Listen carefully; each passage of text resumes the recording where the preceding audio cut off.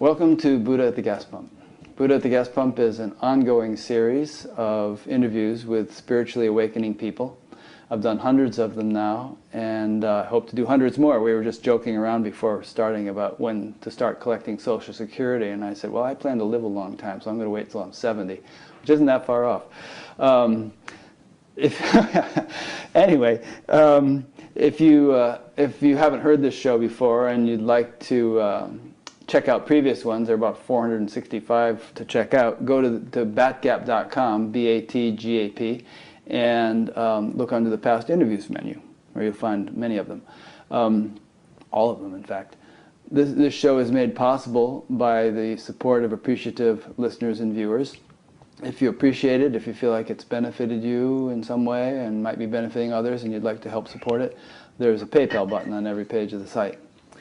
My guest today is Paul Levy. Paul is a pioneer in the field of spiritual emergence. He describes himself as a wounded healer in private practice, assisting others who are also awakening to the dreamlike nature of reality. He is the author of I'll show the book, Quantum Revelation, The Quantum Revelation, a radical synthesis of science and spirituality, which I've been reading and enjoying very much. He's also the author of Awakened by Darkness, When Evil Becomes Your Father, Dispelling Wetiko, Breaking the Curse of Evil, and the final book, The Madness of George W. Bush, a reflection of our collective psychosis. George W. Bush seems quite sane now by comparison with, anyway. He is the founder of the Awakening in the Dream community in Portland, Oregon. Paul's an artist and is deeply steeped in the work of Carl Gustav Jung and has been a Tibetan Buddhist practitioner for over 30 years. He was the coordinator for the Portland Padmasambhava Buddhist Center for over 20 years. So, welcome, Paul. Hi, I am so happy to be here, Rick. Thank you. Yeah, happy to have you. Really enjoyed getting to know you over the past week through your book and various recordings that I listened to. And since most of those who are listening won't know anything about you, before we dive into your book, which is about quantum mechanics and the topic of Wetiko, which you'll have to explain, let's hear a little bit about you so that people can get a sense of your background. Yeah, no, I really appreciate that because my background is not typical in that when I was in my early 20s, I had this spiritual awakening that came out of intense this suffering that I was going through. And how I dealt with the suffering was to go into it, was to really assume the position of trying to be sort of the observer. And that really, by doing that, which is just to be doing spiritual meditation practice, and I was doing it for maybe about 4 hours a day for close to a couple of years, and it was the only thing that I found that was helping to alleviate my suffering. During those 4 hours, were you just sort of feeling the suffering even more acutely, but kind of grinning and bearing it, so to speak, and just kind of powering on through? No, it wasn't so much like powering on through. It was just assuming the point of view of just, instead of trying to figure my way out of my suffering by being absorbed in my mind and trying to figure it out or thinking about it, it was just to sort of step back and just to watch. And whenever a thought came up, just to notice it as a thought and just to let it go. So it was more and more just assuming the position of that spacious awareness that was witnessing. And that's really what I was doing. And that was the only thing I had figured out.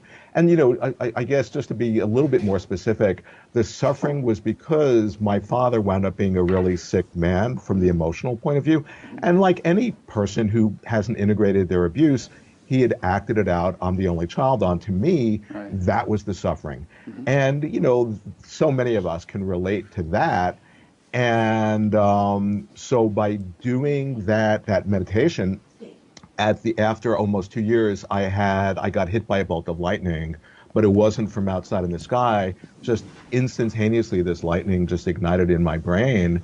And within a day, I went into such an extreme altered state, like I had this personality change just overnight, that I got thrown in a mental hospital Let and me told, stop you here for a yeah, second. yeah, yeah. So when you say bolt of lightning, is that metaphorical, or was there actually sort of a flash of light? I mean, do you attribute that now to some kind of Yeah. sudden Kundalini awakening or something? Yeah, yeah, yeah. It was not metaphorical. It was definitely a Kundalini. I mean, that became clear to me, and it was just out of the blue. It was as if an actual bolt of lightning came into my brain and just ignited. But that was the subjective experience. Was all of a sudden just sitting in meditation, and boom, this lightning bolt just ignited in my mind, and it was definitely Kundalini. And then within hours of that happening, what happened for me on the internal plane was I began to see, oh, this is some sort of collective dream.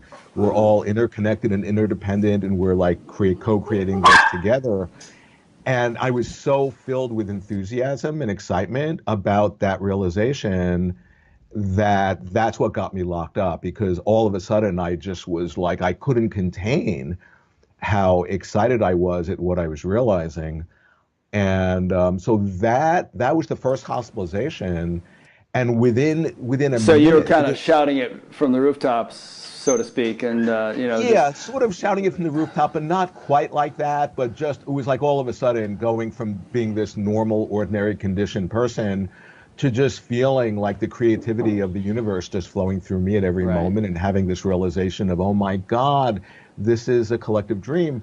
It was just overwhelming, and I would say that I couldn't have possibly have been prepared for what I was realizing, because I was just an ordinary person. I was in my, Right. like, I was 24 at that point.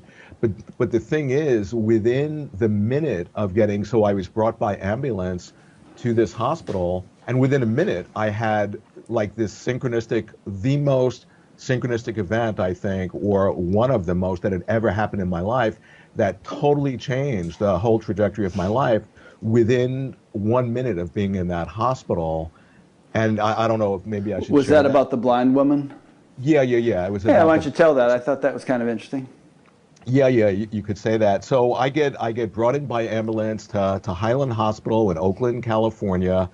This is in 1981, and they bring me. It's at night. It's probably after dinner, and they bring me into this lounge for the psychiatric patients, and I'm in this complete altered extreme state, and I see this woman, this older woman, and she's blind. Her eyes are totally sort of opaque. And I just find myself, without even thinking, I just go right up to her and I look in her eyes, and out of my mouth, as if I've been given the script to say, just spontaneously comes the words, all you have to do to see is open your eyes and look. And I keep on repeating those words and keep on getting closer to her. And then the whole thing took about a minute, and in front of my eyes, she regained her sight. And at that moment, as if it was choreographed, they came and they took me and they strapped me up on a bed. And that was where I spent the night, just strapped up on a bed. And I knew that I was having a spiritual awakening. I mean, it couldn't have been more obvious to me. And, Let me ask you about the woman before we go on. Yeah, yeah, yeah, You sure. say her eyes were all occluded, they were, the Hmm. lenses were opaque or something, and yet Yeah, yeah, she suddenly I, gained the ability to see. I mean, if you looked at her eyes, did they become clear? Yeah, yeah, yeah. It was like night and day. It was like seeing a person whose eyes are clearly blind and there's no vision and just dead, to all of a sudden these radiant, these luminous eyes that were filled with the ability to see, and how that got confirmed.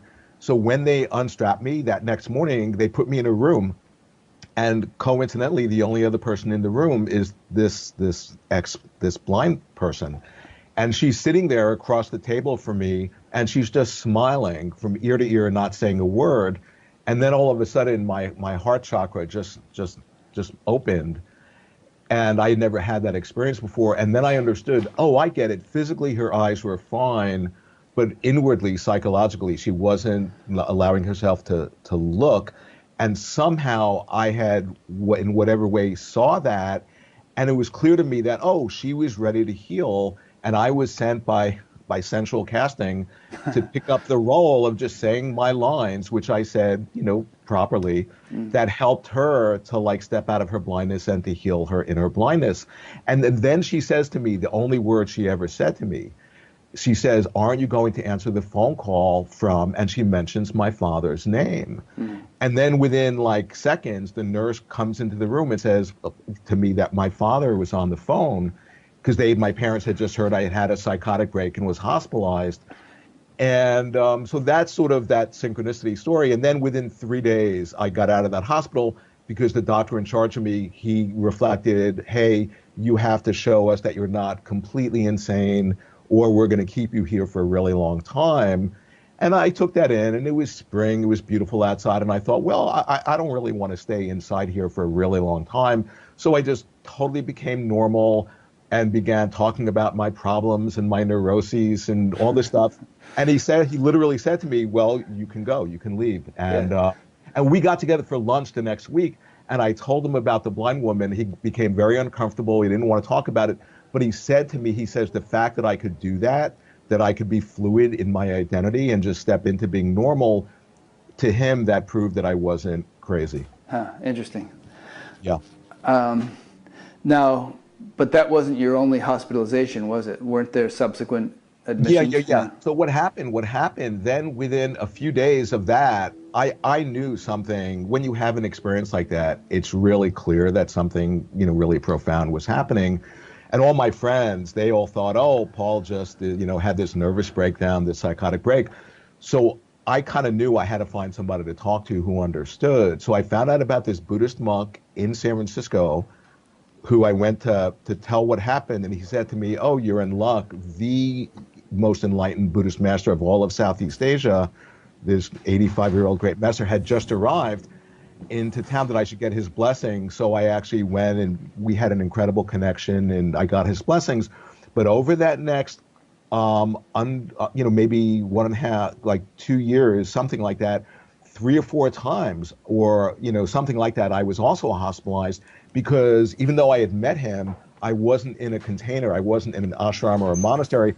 I was a free agent out in the world having this wild awakening. And I hadn't integrated it enough to figure out how not to freak people out.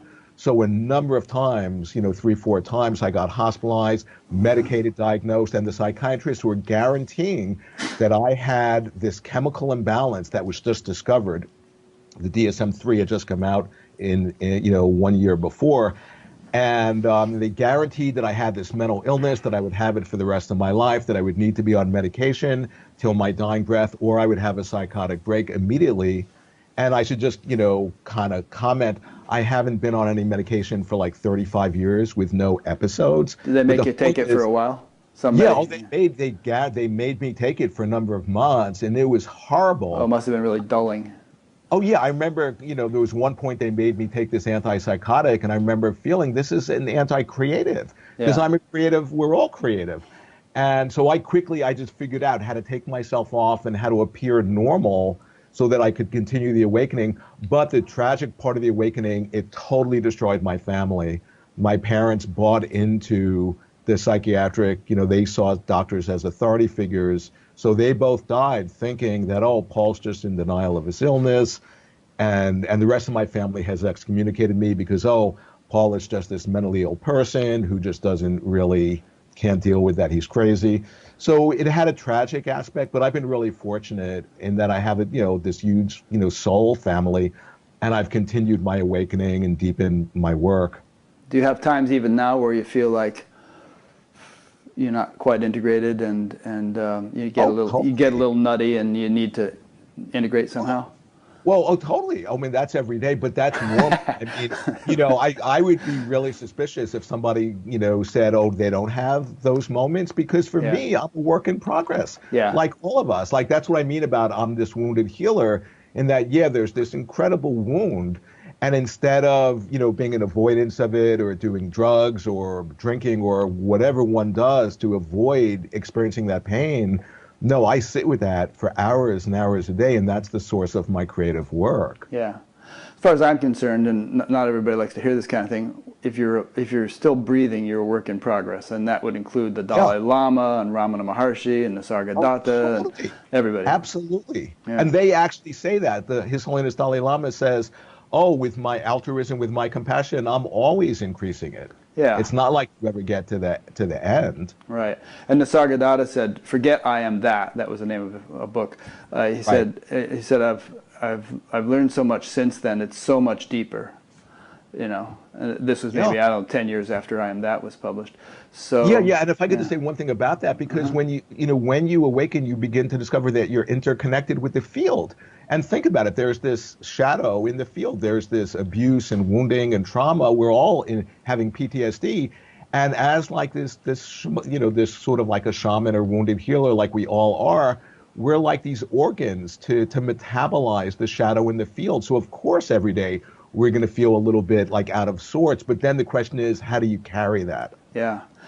I have a friend who said recently that she felt like she had somehow worked through her individual karma. I don't know if that's true or not, but that she felt that she was kind of now taking on collective karma and processing that. In fact, I've interviewed and spoken with a number of people who said things along those lines. So, Right. Yeah, yeah. and if we get right down to it, as I'm sure you and I will be discussing, there's, where does the individual end and the collective begin? It's like you can't find a demarcation point.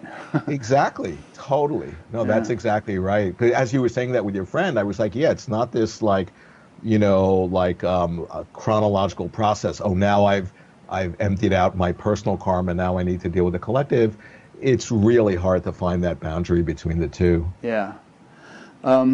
Okay, so you've written a number of books over the years, and Hmm. I imagine those books in themselves are sort of symptomatic of various stages of development that you've undergone as your experience and understanding have matured. Hmm. And so, you were just relaying some stuff that happened in the early '80s. Before we get into the meat of your book on quantum physics and perhaps into a discussion about Wetiko, what would you consider to be some significant points that people should know of what has transpired over the last 30, 40 years? Yeah. Well, that's a really good question because in 1981, that was when I began to have the realization that we're having this collective dream. And that insight, I've just been continually integrating that insight and it's been, just ever like this deepening insight. And that led into the work with like the Watiko idea, which then led into the quantum physics thing. And all three of those, this being a dream, Watiko, and quantum physics are all interrelated. Okay. And I guess one final thing that ties them all together is that if I hadn't connected with being creative, with finding my creative voice, then I would have been in trouble. Then I would have really, I don't even want to think about what my life would have been like with that. So the idea being that I was having whatever subjective, experience of the nature of things and of myself, and the fact that I've been able to continually creatively articulate what I've been realizing, and I'm saying that because it's not just my process. I'm saying that every single person, because I have a healing practice, every person who I work with, that's the key thing for them to really connect with their creative voice. Okay. When you say that you're a pioneer in the field of spiritual emergence, how would you define spiritual emergence? Yeah, well, I would say it's like to see through the illusion that we exist as a separate self, as like this reference point in time that's isolated from the environment and from the universe and from other people, and to have the recognition that we're all actually, interconnected, that we're actually dream characters in each other's dreams, which is to say, when you have a dream and you contemplate, oh, there are all these figures in the dream, there are these characters, these dream characters, what that means is that they're just reflections of parts of yourself. Mm-hmm. And so there's no separation. And that's when you begin to really step into that. And out of that comes the compassion, the real compassion.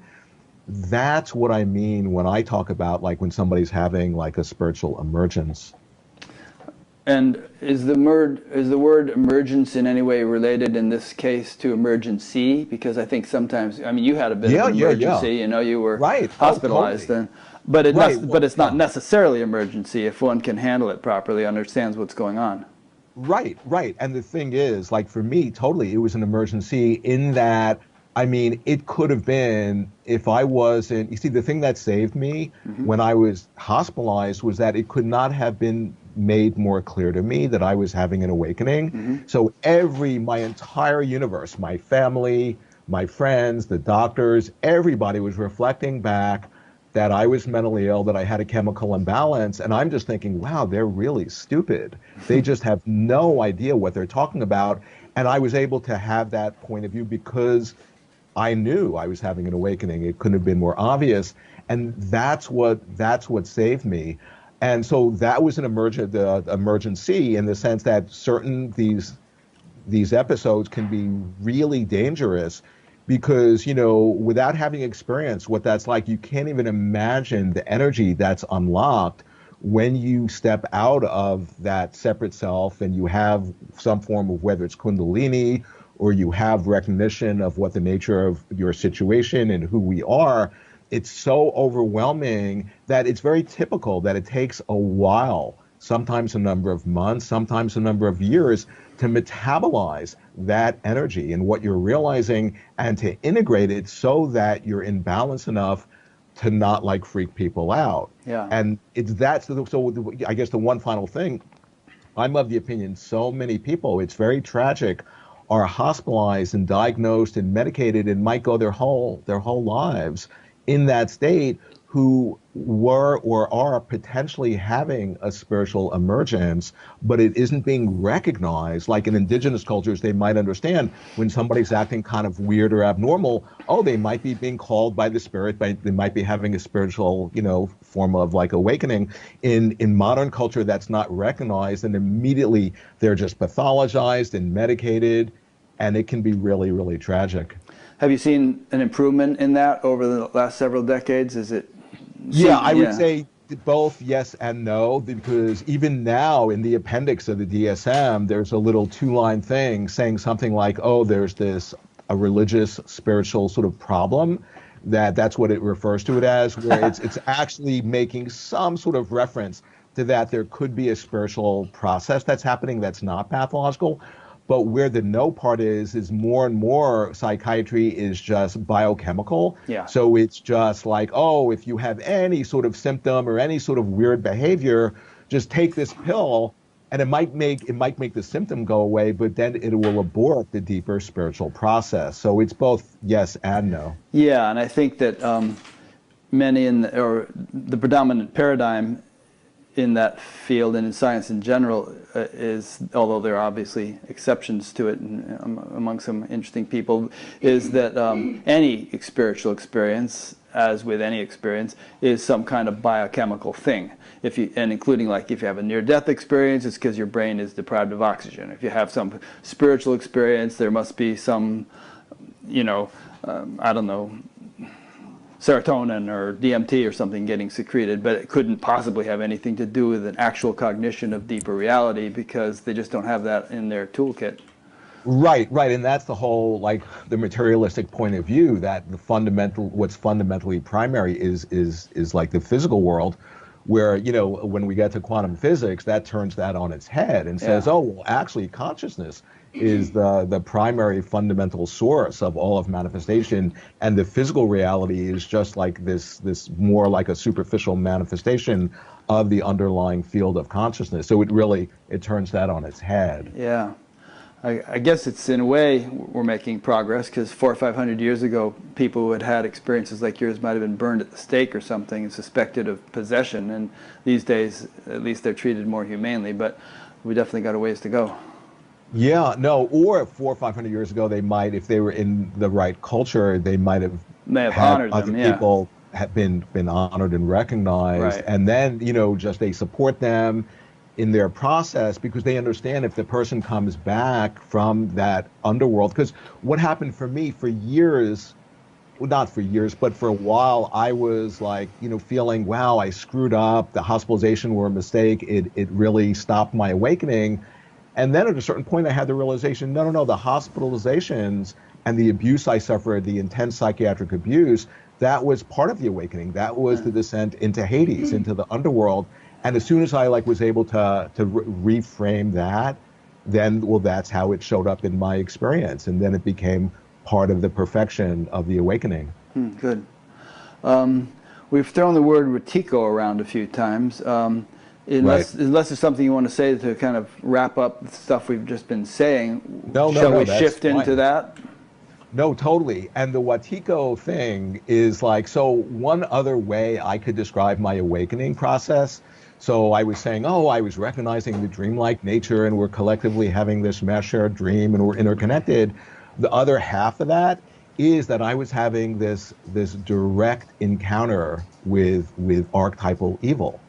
And whether it was through my father being the instrument or psychiatry, but I was beginning to have the recognition there was like almost like a higher dimensional field that had a real dark side to it. And I was fortunate, and I'm like it goes back to, yeah, I'm still like this work in progress, or really assimilating what I'm being shown.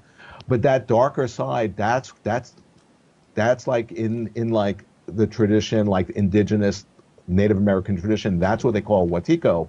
It's the spirit of evil. It's the source of evil that's informing all of the incredible destructiveness that we're enacting in our own selves, through our relationships, and through the body politic of the world. And it's informing that, that we're actually enacting this collective form of suicide. And so the idea of Watiko, it's like this cannibalistic spirit that, to the extent that we're unaware of it, we just literally become taken over by it, and it's informing our self-destruction. But what I point out is that encoded in Watiko, it's actually helping us to evolve. It's helping us to wake up. That if it didn't exist, we would actually have to invent it, because it's actually a catalyst for our collective awakening. And that's what my book about Watiko is about. You know? I just want to interject and remind viewers that if you're viewing the live interview and wish to submit a question, you can do that on the upcoming interviews page at batgap.com. There's a form at the bottom. I was listening in the last couple of days to an interview by Krista Tippett with Cory Booker, the senator from New Jersey, Mm-hmm. and fascinating interview. I recommend that people listen to it. But he was saying that we kind of live in Shiva times, and Shiva is said to be the destroyer in Hinduism. There's a lot of that, sort of a lot of destruction apparently taking place. But Shiva is not portrayed as a bad guy in Hinduism. He's portrayed as one of the necessary three main Mm-hmm. influences. There's Vishnu, the creator, Brahma, the maintainer, and Shiva, the destroyer. And the three kind of change their balance as time goes on, and sometimes destruction becomes predominant, but it does so as a precursor to a new unfolding of a higher level of society, or whatever is coming forth. Right. And I mean, that's really interesting to me because, of course, as a creative person, and any creative person, they know this, there's such a fine line between the creative and the destructive. Mm-hmm. And it's almost like, we tap into this deeper transpersonal energy. And if we don't channel it in a constructive way, then it gets enacted, unconsciously in this destructive way. But I just want to contemplate what you just said about Shiva and the destroyer. Because what I point out in my book is that, yeah, we're destroying ourselves. There's no question about that. And yet, I go, encoded in that process of self-destruction, it's the way that we're teaching ourselves how to not destroy ourselves. And I point out that we clearly haven't gotten how to not destroy ourselves, or we wouldn't be destroying ourselves. So the actual act of destruction, it's the medium through which we're actually helping ourselves to wake up. But if we don't get the message that's encoded in or acting out our self-destruction, then we're really going to destroy the biosphere and ourselves. Yeah, and I mean, there are plenty of individuals who destroy them, or are on the path of self-destruction, and at a certain point turn it around. I was one, but obviously, as the headlines are constantly telling us, there are many who don't turn it around. They die of an opioid overdose or whatever. Right. And Right. So collectively, societally, it's not necessarily a done deal that we're going to sort of turn it around. And some people are quite pessimistic about it. But there's definitely a lot of things that probably shouldn't continue to exist if we're going to have a more enlightened society, and perhaps those are self-destructing. I don't know. What are your reflections on that? Yeah, well, I mean, it feeds into like the quantum physics thing because the quantum physics book and the idea of like Watiko, they're really interrelated. And I talk about, Watiko in the quantum physics book. Quantum physics points out, we've been entrained to think certain things are possible and then other things are impossible. And quantum physics has enlarged the scope of what is possible to the point where, like, because as an example, so many of us, it's so easy to fall into despair and pessimism about, oh my God, we're destroying ourselves, things are just getting worse, there's no hope. And then we assume the point of view of pessimism. And I would point out, well, if you have the pessimistic point of view, then you're actually going to, you're going to invoke a universe that's going to confirm that point of view, which, makes you more entrenched in your pessimistic point of view. So then you're actually complicit in the very destruction that you are reacting to is seemingly outside of yourself. But what quantum physics is pointing at is that, for example, it might be, really unlikely that our species is actually going to have a collective awakening, but it's possible. Yeah. And in quantum physics, it's saying as long as it's possible, that means that it can actually happen in this reality. So don't close off that possibility. And when you actually just assume that it's actually in the realm of possibility that a sufficient number of humanity is going to awaken that will catalyze this global awakening, that instead of being complicit with the evil that's playing out, you then become an agent of the light. You then make it that much more probable that that is what's going to happen. And that's the power of our dreaming of it's the incredible, invisible, untapped power that we have in our minds to actually help to invoke the very universe that we're inhabiting. Yeah. Well, I think it is happening, as evidenced by my show, for instance, and others like it, where every week I interview another person who's having some kind of spiritual awakening or has had one or something. Right. That's a perfect example. Yeah, I don't think I could have done this in the 1950s. Even if we'd had the internet and Skype, those people weren't there to find so much. Exactly. I just want to say that point is such a great point because it's so easy to focus on all the negativity. But yet people I know who are really awakening in a genuine way, they're all optimistic and one of the main reasons is exactly what you just pointed at, because they'll say, yeah, there are so many people around the planet who are having a spiritual awakening. It's almost like a compensation for the darkness. Like, think about the unconscious. When we go to sleep at night, if we're like, having this one-sided point of view, the unconscious will compensate and show us the other point of view to bring us more in balance. So it's almost, or it's not almost as if it is like that there's such darkness in the world that the compensation is that so many individual people are actually having spontaneous awakenings. And the point for me is, what if we actually, which is what's happening in the show, for example, what if we actually connect with each other who are awakening, and then we can conspire to co-inspire. We can help each other to deepen the collective awakening as we put our collective genius and activate our collective genius in a way that where we can actually help each other to wake up. Yeah. Now, whether this collective awakening that we're seeing gets the upper hand or not remains to be seen. Because we're really talking about a tiny fraction of the world's population. But yeah. Go ahead. Yeah. So I was going to say that's true. But one way to think about it that I think is a beautiful image, it's like if you have a glass of water with if you add here's a grain of sugar, you add grain after grain of sugar and it'll just dissolve into the water up until it reaches the saturation point. Then you add one more grain of sugar and a crystal will spontaneously manifest. In the same way, any of us in this moment, having the recognition of the dreamlike nature, seeing our shadow, connecting with compassion, could be that grain of sugar that precipitates a global awakening in the entire universe, because we're not separate from the field. This is a non-local field that transcends third-dimensional space and time.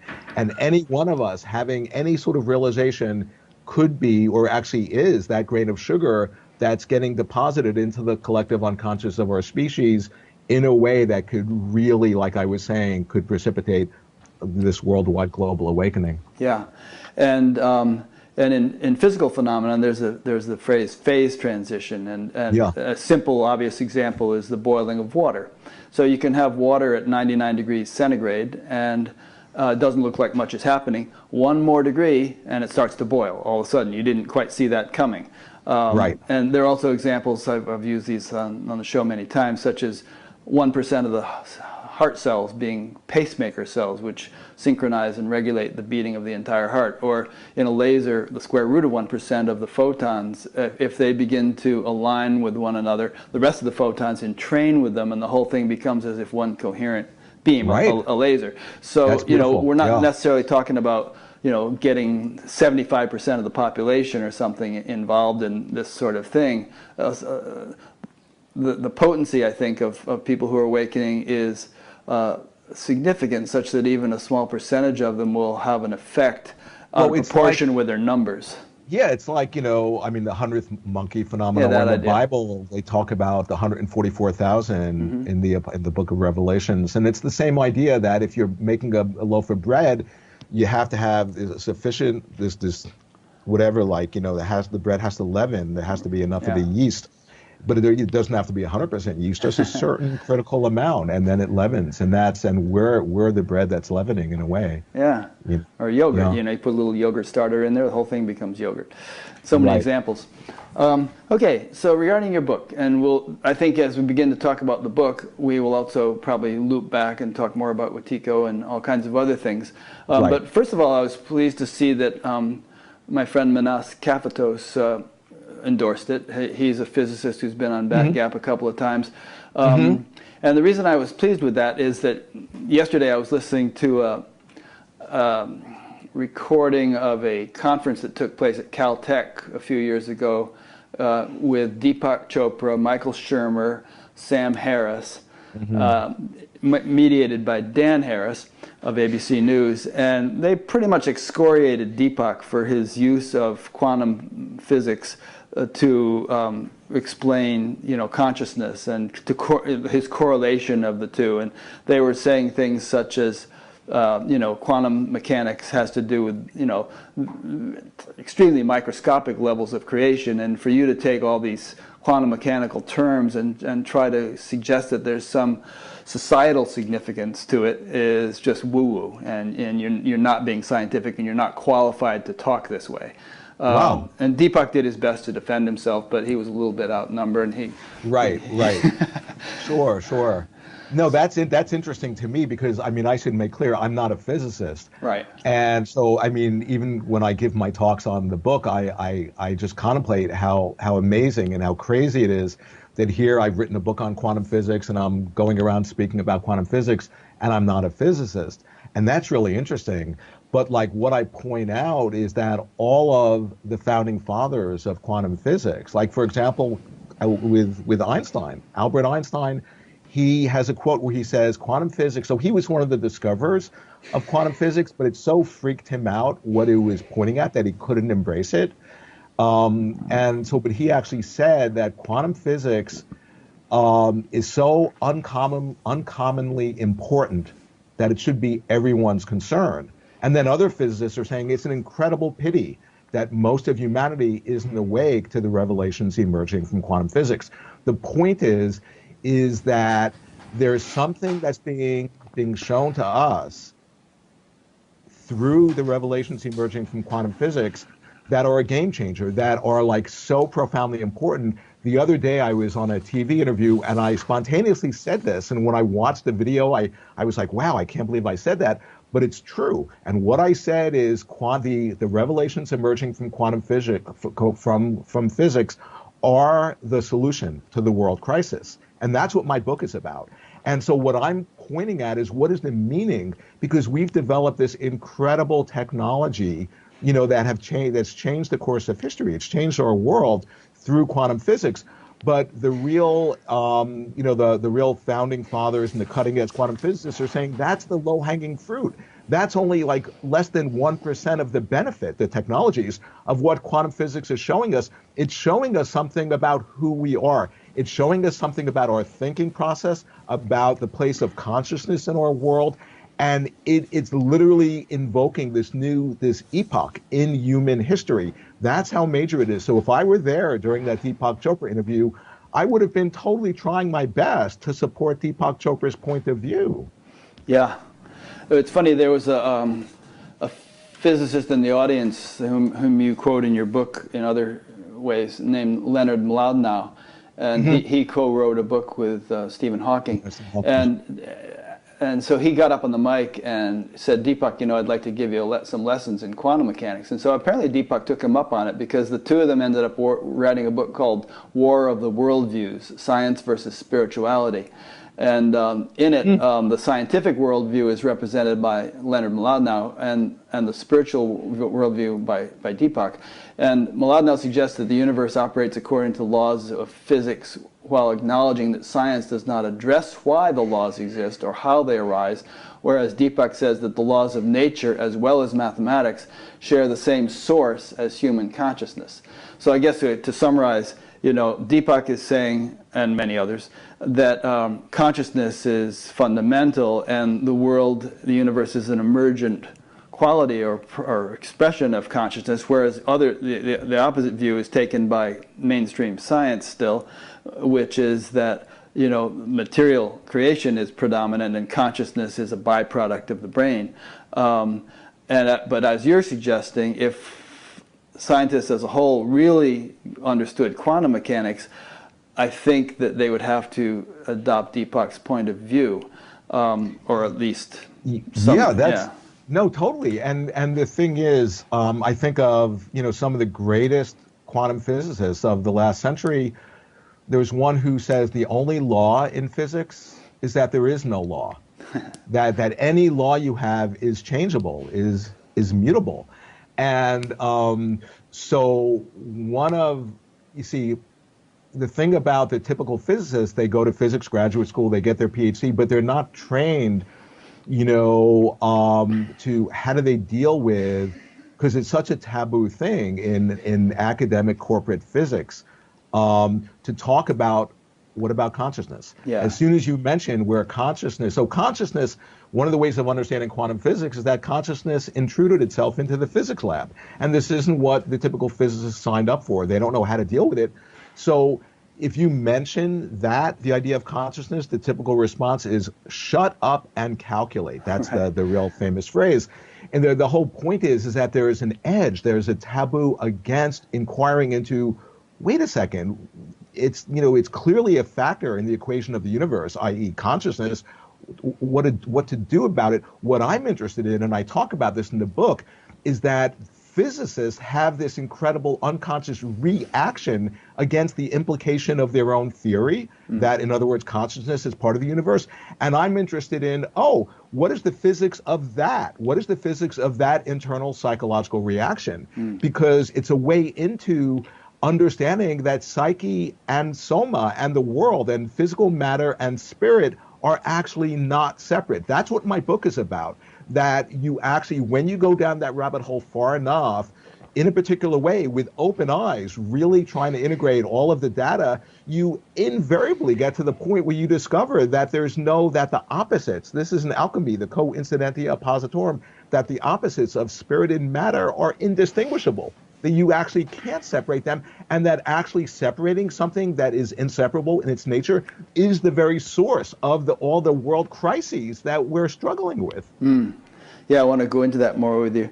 You've probably read Thomas Kuhn's The History of Scientific Revolution. The whole paradigm stuff. Yeah, the paradigm shift thing. And so a paradigm is a worldview, and people tend to get calcified in a certain worldview that works for them, that they've been trained in, that their livelihood depends on, and so on. And they're resistant to changing that worldview because it takes a lot of reshuffling to do so. And so the thing that usually changes worldviews is anomalies, to use Kuhn's term, and things that just don't fit the paradigm. And the anomalies sort of have to gain a certain critical mass before the paradigm can shift. So, I mean, how do you see, or what do you see Yeah, as the stage of that shift yeah, right now? yeah, for I mean, sure, to what totally. extent are the anomalies really impinging upon, the physics community or scientific community in general? Yeah, yeah, Or, yeah. yeah, you got Totally. the Well, the question. thing, right? Yeah, and I would just want to contextualize that. The thing about quantum physics, it didn't emerge out of a void. It emerged out of like Newtonian physics, just as classical pre-quantum physics. Hmm.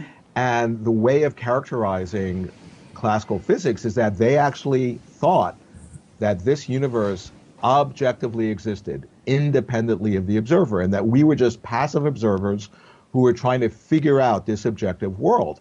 And what quantum physics has absolutely indisputably proven is that there is no such thing as an objective world. To talk about an objective world separate from the observer is nonsense. That they've actually proven again and again and again that the act of observing actually influences the world observed, that the observer, the thing observed, and the act of observation are interconnected, inseparable parts of one quantum system, that you can't separate that out. Now, that's the portal. That when you, so though in my book, I really contemplate that, because that's the portal to really understanding, in a way, what quantum physics is showing us. Because in essence, what that's showing us, quantum physics has proven indisputably that this is a dream. And that's what so I'm an outsider. I'm not a physicist. The typical physicist isn't trained to like interpret their data in this particular way. Well, maybe that's where I'm coming in. I'm saying, look, in a dream, as you're observing the dreamscape is nothing other than a reflection of the mind that you're observing with. So if you change your perspective in a dream, the dream has no choice but to spontaneously shapeshift and reflect back your change in viewpoint, and then you have all the seeming evidence to confirm the objective truth of your viewpoint, which makes you even more entrenched in your viewpoint. And the more entrenched you are, the more the dream is going to reflect back the objective truth. So basically, what I'm describing, we have this genius for co-creating reality with this universe, and it's getting turned against us in a way that's destroying us because we aren't awake to it. Quantum physics, that's what it's pointing at. That's what I mean when I say the revelations that are emerging from quantum physics are the solution to the world crisis. That's what I mean. And what I just described, that's Watiko. The Watiko virus, it's a mind virus. It works through the projective tendencies of the mind in such a way that we become entranced by our projections onto the waking inkblot, thinking that these projections objectively exist. We then react to them, become conditioned by them, and we've actually then we've hypnotized ourselves, and it's all the source of that is our own mind. That's Watiko, and that totally has to do with like the revelations emerging from quantum physics. Okay, so let's take an example. So you're saying that the quantum physics is a solution to world crisis, and we know that quantum physics is already responsible for a lot of technologies. I mean, the computers we're using right now wouldn't be possible without certain discoveries in quantum physics and a number of other technological things. But to my mind, the most critical problem in the world is climate change. And it's not many people, not everyone accepts that, in part because Right. it's a slow-moving problem, although it seems to be speeding up more and more. But to take a practical example, how would you say that quantum physics So can that's a help great, address that problem?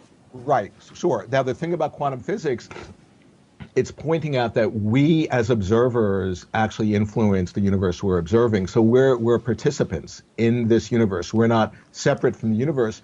And that is to say that the act of observation is creative. So the climate, the people who are, saying, oh, climate change, it's a Chinese hoax, they're denying it. They're, in a sense, they're denying the fact that we're actually participating in this very universe that we're experiencing. And quantum physics is saying, no, no, no, we're active participants. We're actually invoking the universe, and we're having an effect on the way we interact with the universe. And climate change is a perfect example of that, because by our actions in the world, we're actually investing in feeding and supporting our own demise through one example being climate change. But you So don't the need idea, quantum physics to conclude that. I mean, you just look at, carbon emissions and things. yeah, no, totally. But the carbon emissions, and that's the practical aspect, and that there's no debating that if you're interested in truth. The thing that I'm pointing at is that quantum physics is sort of like the underlying, the foundation of how we're actually creating our experience of ourselves and are creating our experience of the world.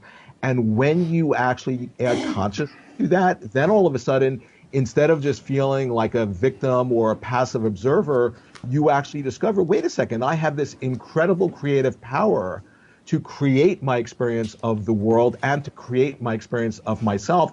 And that's to tap in to our God-given power where we can actually make a difference. And that's evolutionary. When any one of us taps into that, but particularly when we connect with other people and we get in phase with other people who are also tapping in to that creative power that we have, that's the point where we can really, in connecting with each other, we can change the waking dream. And that's evolution. And that's what that's what my book is about. Okay.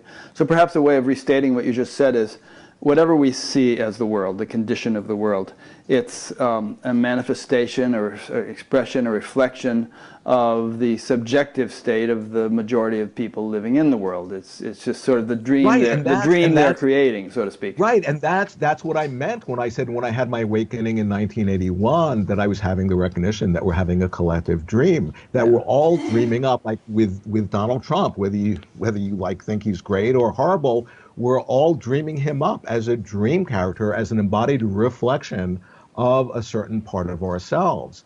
As with climate change, with nuclear weapons, with all of it, that's what all of the wisdom traditions are saying, that in the macrocosm, in the external, that's a reflection of the internal. And to see that's to all of a sudden think about, if you're in a night dream and you don't know that you're dreaming, you're reacting to the forms of the dream as if they're other and separate and solid and objective.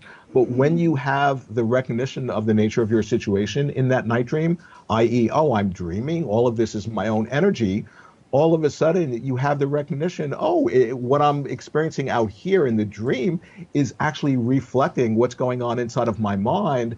Then you're not going to be like reacting to it in the same way when you didn't recognize that. Yeah. So it follows from what you just said that if we can change the inner state, then the outer state will naturally change, and the outer condition. And if we try to change the outer condition without changing the inner state, we're bound to fail.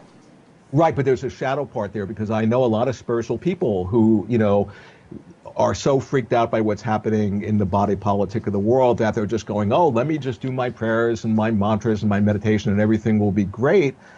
And that's true on one level, but it freaks me out, because what about actually stepping into the dream, into the universe, into the world, and actually in whatever form being an activist, even if it means maybe your form of activism is to be a hermit and to do your prayers. But the idea being that they're not exclusive, the idea of doing your inner work and being active in the body politic of the world, they actually complement each other, and they, in a way, are like these cross-pollinators of each other. So it's important not to marginalize one or the other. Yeah, there was an interesting story about Ramana Maharshi where Papaji was with him, if you know who Papaji was, Punjaji. And India and Pakistan were dividing. And it was a very dangerous situation. A lot of people were killed. And Papaji's family was in Pakistan and had to get to India. And Ramana said to him, well, you should go, help him get out of there. And Papaji said, well, isn't the world just an illusion? It's only a dream, why should I bother? And I forget how Ramana phrased it, but it was basically like, get out there in the dream and help the dream characters, and not forgetting that you yourself are a dream character, but you can't just sort of brush the whole thing off as a dream and just sit here and marinate in my presence. You have to take action in this case. Yeah, and that's the idea, in, like I do Tibetan Buddhist practice, and they'll talk about these different dimensions of reality. There's the relative level and the absolute level. And the absolute level, we're all one, it's all a dream, everything's perfect. And from the relative level, things are suboptimal beyond belief. And on that level, there's suffering and problems and separation. And they point out that those two levels, the relative and the absolute, interpenetrate. There, that you can't just, because I know spiritual people who hear the absolute teachings and they immediately identify everything's perfect, we're all one, it's all a dream, Yeah. and they're just marginalizing the relative. The idea is you have to honor both. Yeah, absolutely. And there's a lot of talk in Buddhism, of course, of compassion and taking compassion into action. I heard a story of a guy who was in India and he got an infection on his leg and he was declining medical treatment. He kept saying, "Well, it's an illusion, no biggie."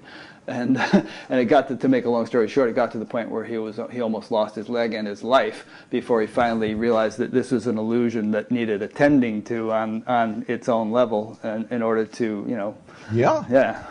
Yeah, no, totally. And the thing I just want to go back to with like the Watiko idea, because it's important how it ties into quantum physics and it ties into everything, in the sense that it's this, we're in the middle. Like the thing about Watiko, it's a collective psychosis, and we're in the middle of a collective psychosis. And that's one of the crazy things, is that very few people are even talking about that our species is in the middle of this psychic epidemic, and you can call it Watiko or whatever. But what Watiko does, how it works, is through the unconscious and through the part of us that has a blind spot. And it operates through the projective tendencies of the mind in such a way that we hypnotize ourselves. And so Watiko is a form of like being blind. It's a psychic blindness that actually believes it's being sighted. And and so the point is that Watiko is a quantum phenomena, in that encoded in the disease that can destroy our species. And keep in mind, it in the ultimate sense, there's no such thing as Watiko. It doesn't even exist. It has no objective, independent existence. So what I don't want to do is create any fear for people when they hear me talk about this. And yet it doesn't exist, and it could destroy our species at the same time. And that's pointing at the incredible unconscious, untapped, invisible power we have in our own selves to actually call forth, this universe. And so, but by being a quantum phenomena, what I mean by that is that superposed in Watiko, it's the greatest source of evil, and it's the greatest blessing and medicine that can help us to wake up and to evolve. And how is it going to manifest? It depends. How are we going to dream it? How do we observe it? Same thing like in quantum physics with light. Well, what is the nature of light? Sometimes it manifests as a wave, sometimes as a particle, depending on how we observe it. Well, that's the observer effect. That's what I'm pointing at in quantum physics, that we have this incredible power to like actually influence this universe by the way we observe, by the way we interpret, by the way we place meaning on the waking inkblot of our world. Yeah. I'm sure you're familiar with the term Maya. And, totally. I talk about it in the book, Yeah, and the actual sort of etymology of the word is the two measure. Maya. It means which not. So Maya is that which is not. And so that you reminded me of that when you said that Watiko doesn't actually exist, and yet it's very powerful. So I mean, there is actually no snake; it's only a rope. But we react to the rope. If we don't see through the Maya of it. Right, and the thing about the Maya is, like, now think about quantum physics. If one person, or if 7.5 billion people have the perspective of Maya, that this world is objective and independent of us, well, then this world, being like a dream, will give us will manifest as if it's objective. It will give us all the evidence to confirm our viewpoint that it is objective. So then we, like I was saying before, become even more fixed in our viewpoint of seeing the world separate from ourselves as being objective. And then, of course, we're actually feeding into the world manifesting as if it's objective. The point being that we then, by the power of our own mind, created ourselves to be imprisoned. And so what I'm trying to point out is that whether it's with the idea of Watiko or dreaming or quantum physics, I'm trying to shed light on that process, that wait a second, we have this incredible power through the way we perceive that actually can really change, can really make a difference in the world, not in a woo-woo, new agey way that's just fluffy and cotton candy, But this is what like the implications of of quantum physics are really pointing at. And I point out in my book, this is a game changer. This is the good news of the Bible. This is it's like an analog to the Buddha becoming enlightened, but this is through the medium of science. It's the Holy Grail, it's the Philosopher's Stone, on and on and on. But it means nothing at all. If one person has the realization of it, so what? But if, like, as more and more of us are able to share the realizations that are emerging from quantum physics and really embody it, that's where all of a sudden that the blessing aspect of this discovery enlarges and amplifies and becomes incredibly potent to the point that we can literally change the dream we're having. And that's what I continually, in a creative way, through my imagination, just point that again and again. Yeah, and I think it's really cool that there was a point in your book which I just read. I wonder if I could find it really quick. Yeah, I don't know. But basically the point was that quantum physics, it was talking about how quantum physics is instrumental in bringing about a spiritual revolution or a spiritual awakening in the world. And it would have to be something from science that could do that, because science is by far the biggest gorilla in the room. You know, it's the most influential thing in the world. And so, you know where I'm going with this. So it's yeah. Go ahead and elaborate on that point. Well, the thing about science is the wisdom tradition of the West. Yeah. And and I'm not a scientist, and I'm way more just in my soul an artist and a dreamer, and I do meditation and all that. So from that point of view, it's crazy that I've written a book about science. Well, you did a good job at it, actually. Yeah, thanks. But it makes sense in a certain way, because what the real cutting edge quantum physicists are pointing at is that the real benefit of cutting edge science now isn't necessarily going to be technological, but it's going to be in the realm of ideas. Yeah. It's going to actually, because here's the one way of really getting to where it becomes a spiritual path. In that, quantum physics is proving that there's no such thing as an objective world.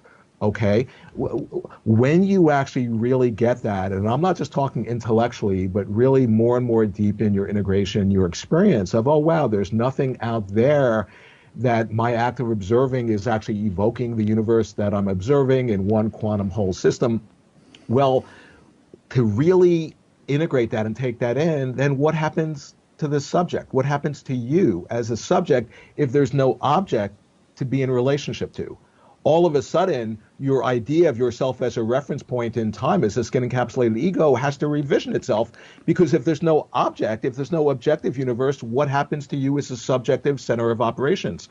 All of a sudden, that comes into deep question. That's where, when you really contemplate the insights that are emerging from quantum physics, it necessarily becomes a spiritual path, because it brings into question who are we, which is what the quantum physicists are saying. That's ultimately the most fundamental question in science, is who are we? Yeah, and incidentally, I should say that every single page of your book has at least several quotes from reputable quantum physicists such as John Wheeler and Niels Bohr and others. So this is not just Paul Levy saying this stuff. I mean, you just put it all together very nicely and build a strong case, based upon the testimony of people who really knew what they were talking about. Yeah, no, totally. It's not just me talk. I just feel like, no, this has nothing to do with me. I'm just the interpreter. And then, here's John Wheeler, who is, colleague of Einstein and of Bohr, and he was the one who really brought in, oh my God, this, the act of observer participancy, that by the act of observing, invoking the universe observed. So what I'm pointing at, I'm just standing on the shoulders of these giants, and I'm just, because of maybe not being a physicist and being an outsider in my experience, in my own awakening, I'm able to actually interpret what they're actually, because the thing about it, what they discovered in quantum physics 100 years ago is so radical that, and when you have to say it's radical is an understatement. It's beyond radical. It's like something they couldn't even have imagined what they stumbled onto. But when you make a discovery like that, it typically takes a century or two to even begin to unpack what is the meaning of this. And that's, so here it's been 100 years.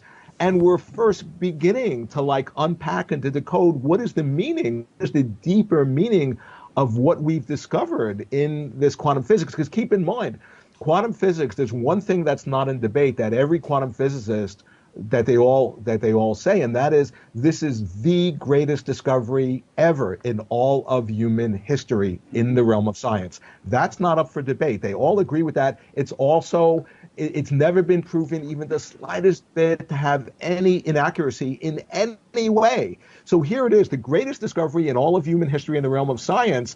And and it's so, me, a lot of other people, not just me, we're trying to like understand, because I've never come across a field where all of the experts, they all disagree on what is the meaning of their theory. And that's actually empowering, because then it makes me feel, oh, well, if they can't agree, what about if I just sort of contemplate it as just a curious person? Because here the quantum physicists are saying this universe, it seems like this classical universe where there's linear causality and all that, but all the quantum physicists are saying this is a quantum universe through and through, that the quantum dimension pervades both the microcosm and the macrocosm, that we ourselves are living quantum entities.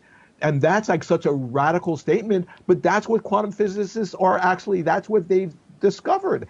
And I'm saying, wow, I'm just a curious person. What is the meaning of that? How does that affect my life? And they're actually saying this affects your life hugely. This is like everything to do with our everyday, day-to-day lives. And that's why in the book, I have like this huge chapter on how quantum physics, it's actually like, informing our relationships and our everyday lives. Yeah, that was part of the thing that Deepak was going through with Sam Harris and Michael Shermer. They were saying, well, yeah, the quantum theory has to do with the world of the very small. It has no pertinence to our everyday lives. But I was thinking of a metaphor. So wrong. Yeah. I know. I was thinking of a counter argument to that, which would perhaps be: let's say you had a statue that was made of marbles that were glued together, and it looked like a big statue, and you could see it from 100 yards away. Oh, this really cool statue. You might say, that has nothing to do with marbles. It's this great big statue. But if you got up close and started looking at you'd say, it's only marbles. There's nothing but marbles here, Right. And if I could just because that's such a great point, because say, for example, so here in quantum theory, they've discovered that these elementary particles, atoms or electrons or whatever, that the properties they have are a function of our observation, that before we observe them, they're in a state of potentiality with no property per se. The act of observation being creative invokes the particular property, okay? Well, then take it the next step. What if you take off each of the properties to try to find what is the substance that actually the properties adhere to? When you take off the last property, there's nothing there. There's just emptiness. And that correlates to the emptiness. In Tibetan Buddhism, they say that's the nature of the universe and of ourselves. And so one other way of understanding that is that, say, for example, if you actually, quantum physics is inquiring into what is the micro substructure of this universe, what is the building block of the physical world. And they try to find the smallest little fundamental building block. And what they've discovered is that inseparably that gets to the mind, that you can't, that interfacing with what they have found as the fundamental building block of the physical world is consciousness. So they get to the same place when a meditator goes inside of their own mind and contemplates their internal process of the psyche. They also get to that place of consciousness as primary. So quantum physics, in inquiring into the microstructure of the physical world, and Buddhists or any spiritual tradition who contemplate the inner workings of their own mind get to the same place, which is consciousness. And so quantum physics is basically saying that you have to factor in consciousness into the equation of this universe, that there's no getting away from that. And of course, a lot of corporatized academic quantum physicists who aren't, trained in that way, they're having, an incredible reaction. No. What we need, what's only real is what's measurable and all this stuff. Well, consciousness is the actual underlying substructure in which measurement happens. So it's in a way the eye can't see itself. That's kind of like the dilemma we're in. Anyways, I could go on. That's good. Yeah. I mean, it's rather, there's a lot of hubris involved in saying that what's only real is what's measurable, because, it sort of implies that the universe is sort of dependent upon our ability to measure it for what it does. And, I think, I don't know.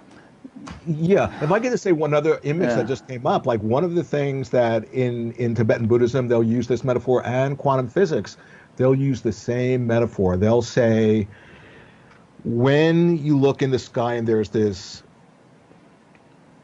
rainbow, that rainbow it doesn't exist objectively. It's the confluence of three factors: of light, of there's water, and there's a mind, there's consciousness. You have those three factors in a certain relationship, and you all of a sudden experience inside of your mind the image of a rainbow, but the rainbow doesn't objectively exist. If you take out any of those three factors, there's no objective rainbow, right?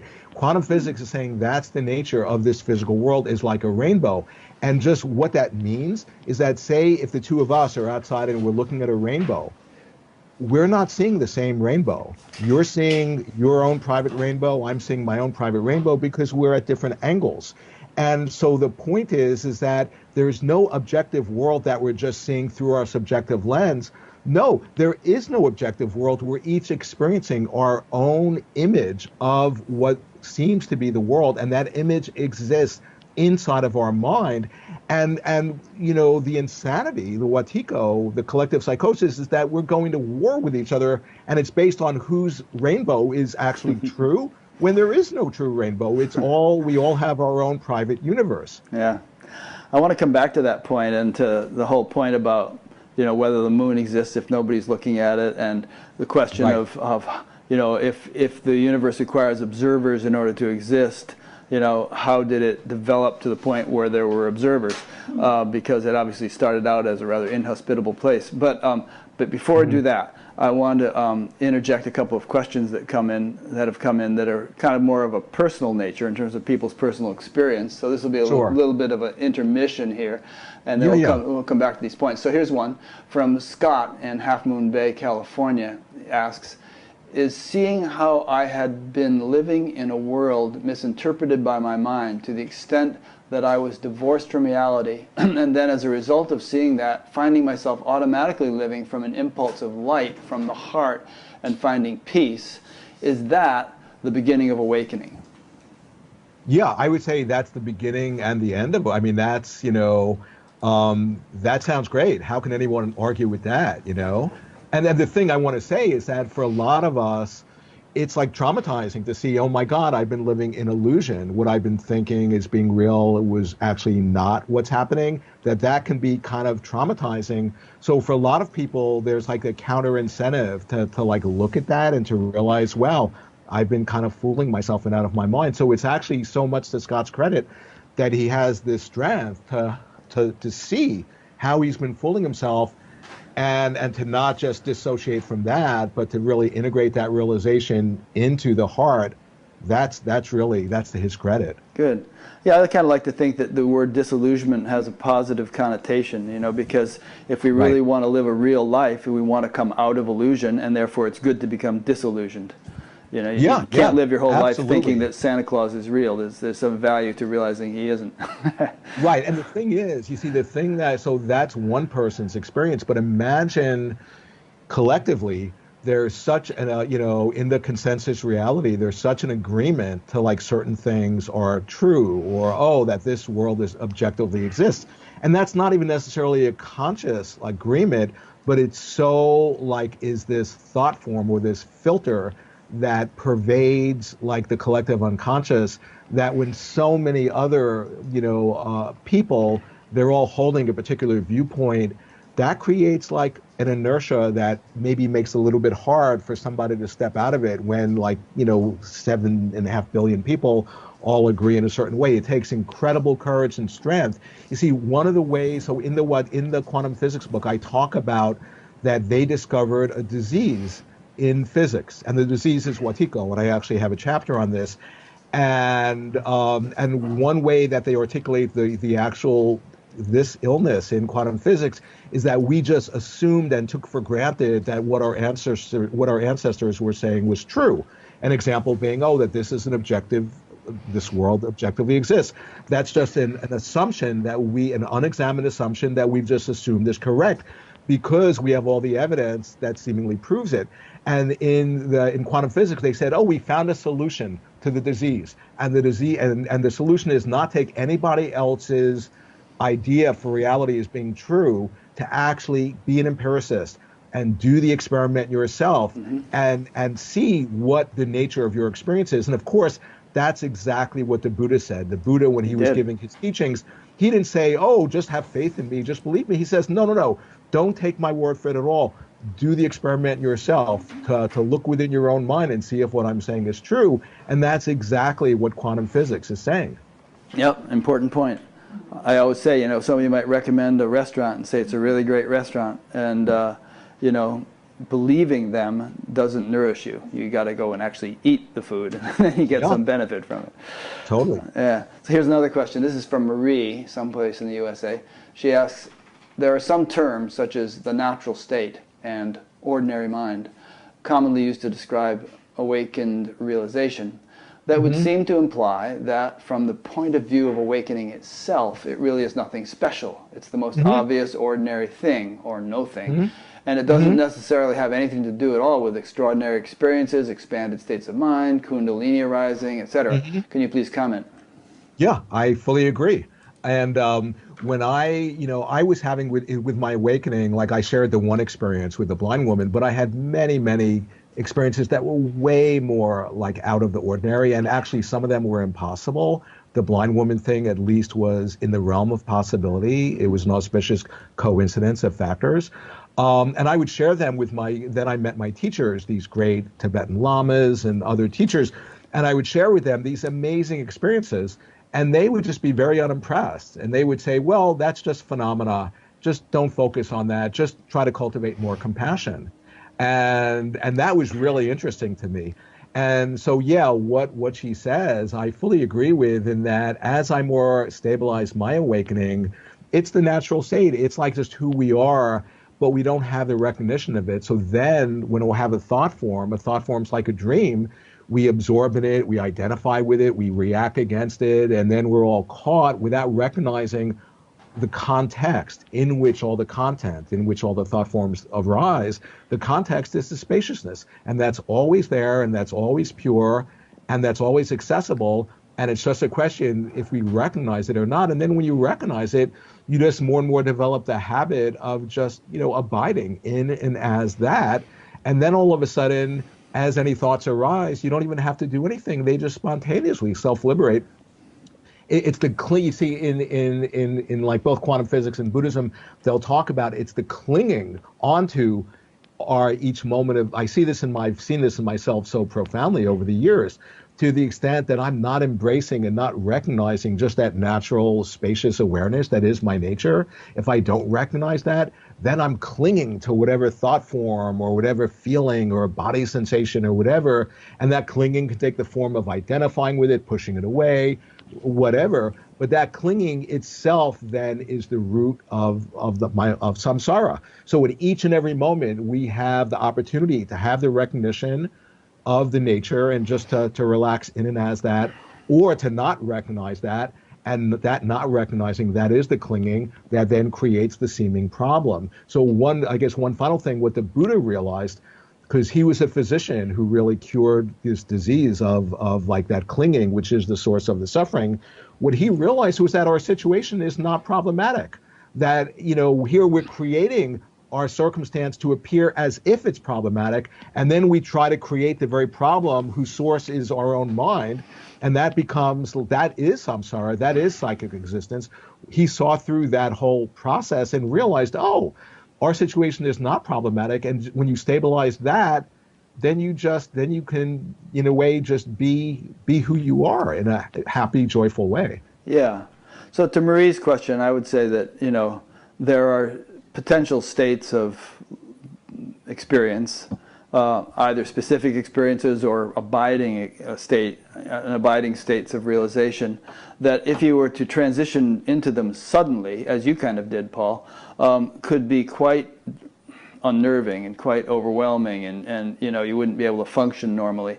But through integration, which takes time, such states can become normal, and you can be running a business and raising a family and doing everything else, living from a perspective and which the average person would find extraordinary.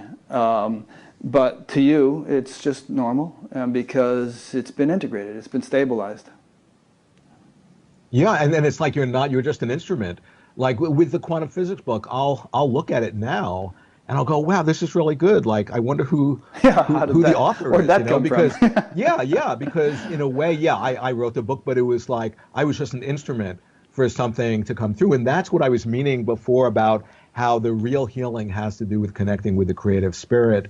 And it doesn't make a difference what medium, Yeah.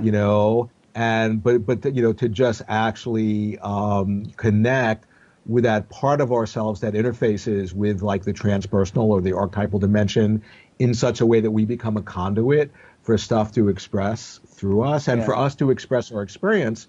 That's the very healing, that if we don't do that, if we don't connect in whatever way to that, that's the place where stuff can get really stuck in us, and we can become sick. Yeah. I get that with Batgap too. People say to me, "Oh, it's so incredible what you're doing," and I think, "Am I doing anything? This thing is just kind of happening." Right, totally. And, yeah. All right. So I want to shift back to where we were. There's this argument. I believe it was Rabindranath Tagore and Einstein had an argument about whether or not the moon exists if no one's looking at it, and perhaps others have had that argument. And you're talking about the collective dream, and obviously there's some kind of more universal level to the dream than just our individual perspective, or otherwise the world would be complete anarchy and chaos. Let's say a stop sign. We see a stop sign, we know what it means, we stop at it. Other people see the same stop sign. A bird sees a stop sign and maybe sees it as a place to land. And an ant sees a stop sign through its own perceptual lens and climbs up it or something. Maybe builds a nest in some little nook or cranny of it. So, but that same stop sign is there for all those different forms of life. And if we all go to sleep at night and nobody's looking at the stop sign, we wake up in the morning and it's still there.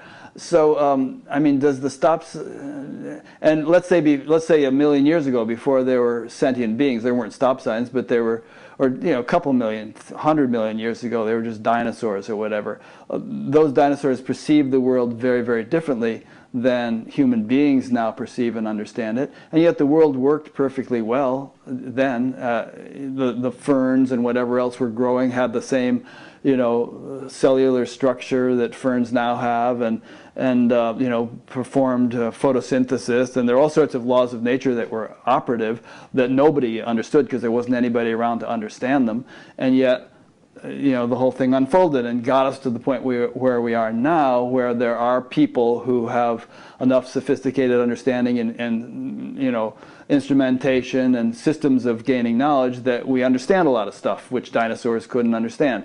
So you know where I'm going with this question? It's like, it seems like the universe has evolved over billions of years without there being anyone around to really understand or appreciate it as we now do, and yet it wasn't dependent upon anyone understanding or appreciating it in order for it to evolve as it did. Right. Well, there's a couple of things that come up with what I think is your question. And one of the things that quantum physics really puts into question is, what is the nature of this thing we call time? Time. I think of John Wheeler, who says, he says, time is in trouble today. And so there's the whole idea of time. You see, quantum physics is pointing out that enfolded within the present moment is both the past and the future. We typically think that the past is causing the present to manifest a certain way, and that's true to a certain degree, but quantum physics is also saying, but the potential futures are actually extending themselves backwards in time through the present moment, and they're influencing the present moment too. So both the past and the future are enfolded within the present moment of time. And not only that, but in this present moment of time, when we think about the past, that the past doesn't exist according to quantum theory in this concretized, objective way. But the way we actually consider the past in this moment, in the present, actually determines what we can say about the past. So in some way, so here's the universe, which was given birth to in whatever, however that happened, whether it was the Big Bang or whether it's eternal, and who knows, I certainly don't. But the idea being, so here we are, these billions of years later, as observers who are observing this universe, and we're observing backwards in time as we even think about the past. We're somehow, it's like completing the circle and giving, in a way, this tangible reality to what happened then, even though we've come in linear time after whatever happened by us observing it or thinking about it. We're, in a sense, helping to create it to have a certain manifest past. So this one final thing, quantum physics is saying, in this moment, when we think of the past, unlike classical physics, which had one particular past which led up to this moment, quantum physics is saying, no, it's polyhistoric. There are multiple pasts that could have informed and created this very moment, and the act of observing in this moment actually conjures up the particular past. It's a function of our observation in this very moment. So the idea being that the idea of past and future, because quantum physics is a timeless theory, that it doesn't even have as part of the equation something happening over time, because there's only the now moment. There's only the moment of observation. Okay, so it really revisions the whole idea of what actually is this thing we call time. Okay, but it's still, to my mind, it seems to me that there's a sort of a deeper template or reality that is not incumbent upon anyone's perception in order for it to exist, or that there's a sort of a intersubjective agreement about so-called outer reality. Let's say there are probably millions of civilizations which are able to perceive the Andromeda galaxy throughout our galaxy and perhaps other nearby galaxies, and they all see it there. And they have no way of communicating with each other or anything else, but there's this sort of intersubjective agreement that there's the Andromeda galaxy, it's exerting certain gravitational pull on the Milky Way and other nearby galaxies and so on. It just seems to me that it kind of, I can't wrap my head totally around the notion that subjective experience or perception is entirely responsible for bringing the universe into manifestation. No, but it's not, if I can jump in, it's not entirely responsible, because there's sort of like this interfacing or this like cooperation. There's something out there, seemingly outside of us. What I'm pointing at and what quantum physics is saying is that it just isn't objective. You can't think of it as an object separate from us as subject, that there's some sort of interfacing that we're doing. So it's not just entirely dependent on us, as that's part of the equation. So in the same way, people who think, oh, well, if I think this means a certain thing, well, then it means that way. Well, it's not that simple, because here's nature. It's going to give its own answer, and it's not fully dependent on the questions you ask or the how you're interpreting or the meaning. That's only part of the equation. There's like this collaboration between, outside seeming nature and inside of our own mind. And I guess another idea that comes up with your question, what quantum physics is showing is that this universe, every moment, is like actually refreshing itself every moment, in and out of the void, in and out of the implicate order. And it looks like it's a continuous world because it has a seeming continuity. But quantum physics is saying, no, each moment it's simulating itself with like a slightest little change, but we don't notice that. But it's like every moment is a new, refreshed universe, instead of, because, even your struggle, which I go through my own version of that same struggle, Rick, the idea of how do you wrap your mind around, that there not being objective universe and that our perception is influencing. Well, that's an expression of how deeply pervasive the classical point of view. It's like really insinuated itself so deeply into the collective unconscious, and that, that because it's the lens that we view everything.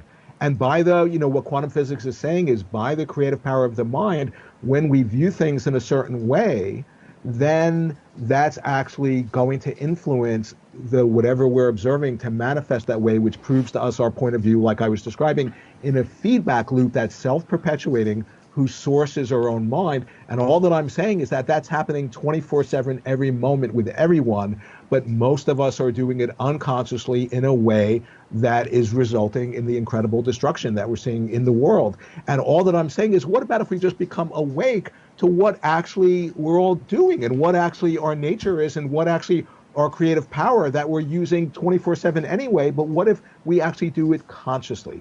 That's, in a sense, what the whole point of my book is. Okay, well, let me throw a couple more at you. There may have been a time when everybody thought the world was flat. That didn't make the world flat. Didn't Right. matter what people thought. Right. Or this one. I mean, let's say that we somehow get everybody in the world to agree not to look at the moon. Does the moon cease to exist? Yet there's still tides. The tides are happening. So the moon's doing something, even though nobody is perceiving it or looking at it. So I mean, how do you respond to those kinds of objections? Yeah, no, and those I appreciate those objections. And in a way, I'm an empiricist just in my own life, in that, like I was saying before, I don't take people's words for it. And all I know is that if I look at the moon and I look away, and then I look at the moon again, it appears to me as if it's been there the whole time, even when I wasn't looking. That's the data, that it certainly seems as if it's really there. Yeah. And I'm not just assuming as an element of faith going, oh no, well, it's really not there. I mean, I'm still deepening my inquiry into it. So I guess I'm not even sure how to answer your question, but I appreciate, you're actually giving voice to like a profound inquiry into really taking seriously what quantum physics is saying and trying to say, well, what about this and what about that? And I'm just not at the point of being able to like help you in that way, but I'm right there with you doing my own inquiry in that. But that's the point, to really, with intelligence, to inquire into and to try to understand what is this showing us. And I'm still a work in progress. I'm not saying, oh, I have any answers. As a matter of fact, one of the most interesting things in my study of quantum physics is all these physicists are saying what's way more important than finding the right answer is asking the right question, and that's really interesting to me. Yeah, I think one thing that might help to resolve it a little bit is that when we get right down to it, there's only just one thing, so to speak. It's not a thing, but it's all one substance, as it were, consciousness. And we are that. The moon is that. All, as the Upanishads say, that thou art, and I am that, thou art that. All this is that, and all that kind of statement. And so it's sort of erroneous to think of individual perspectives, because ultimately we're all just kind of like lenses through which the same light is shining, apertures, right. Lights. And if I could just say something, because that ties into the Watiko idea, because one of the things about Watiko, so it's this psychic blindness, it's a virus of the mind that influences our perceptions and how we place meaning on reality. And one of the things it feeds off of, or the primary thing it feeds off of, is fear and polarization and separation. So as an example, if I see like whatever politician, and if I see, oh, they're really evil or bad, or oh, they have Watiko, and if I think that they have Watiko and I don't, then that perspective is an expression that I've fallen under the spell of Watiko by otherizing them. So the idea is to the extent that we see other and separation, that is to be feeding, Watiko, which is, and that will just elaborate itself over all the dimensions of our experience into the evil that's playing out in our world. So the point is, going back to what you were saying, is sort of seeing that singularity, seeing that oneness, because quantum physics is saying, yeah, there's no such thing as discrete, independent, intrinsically existent objects or things.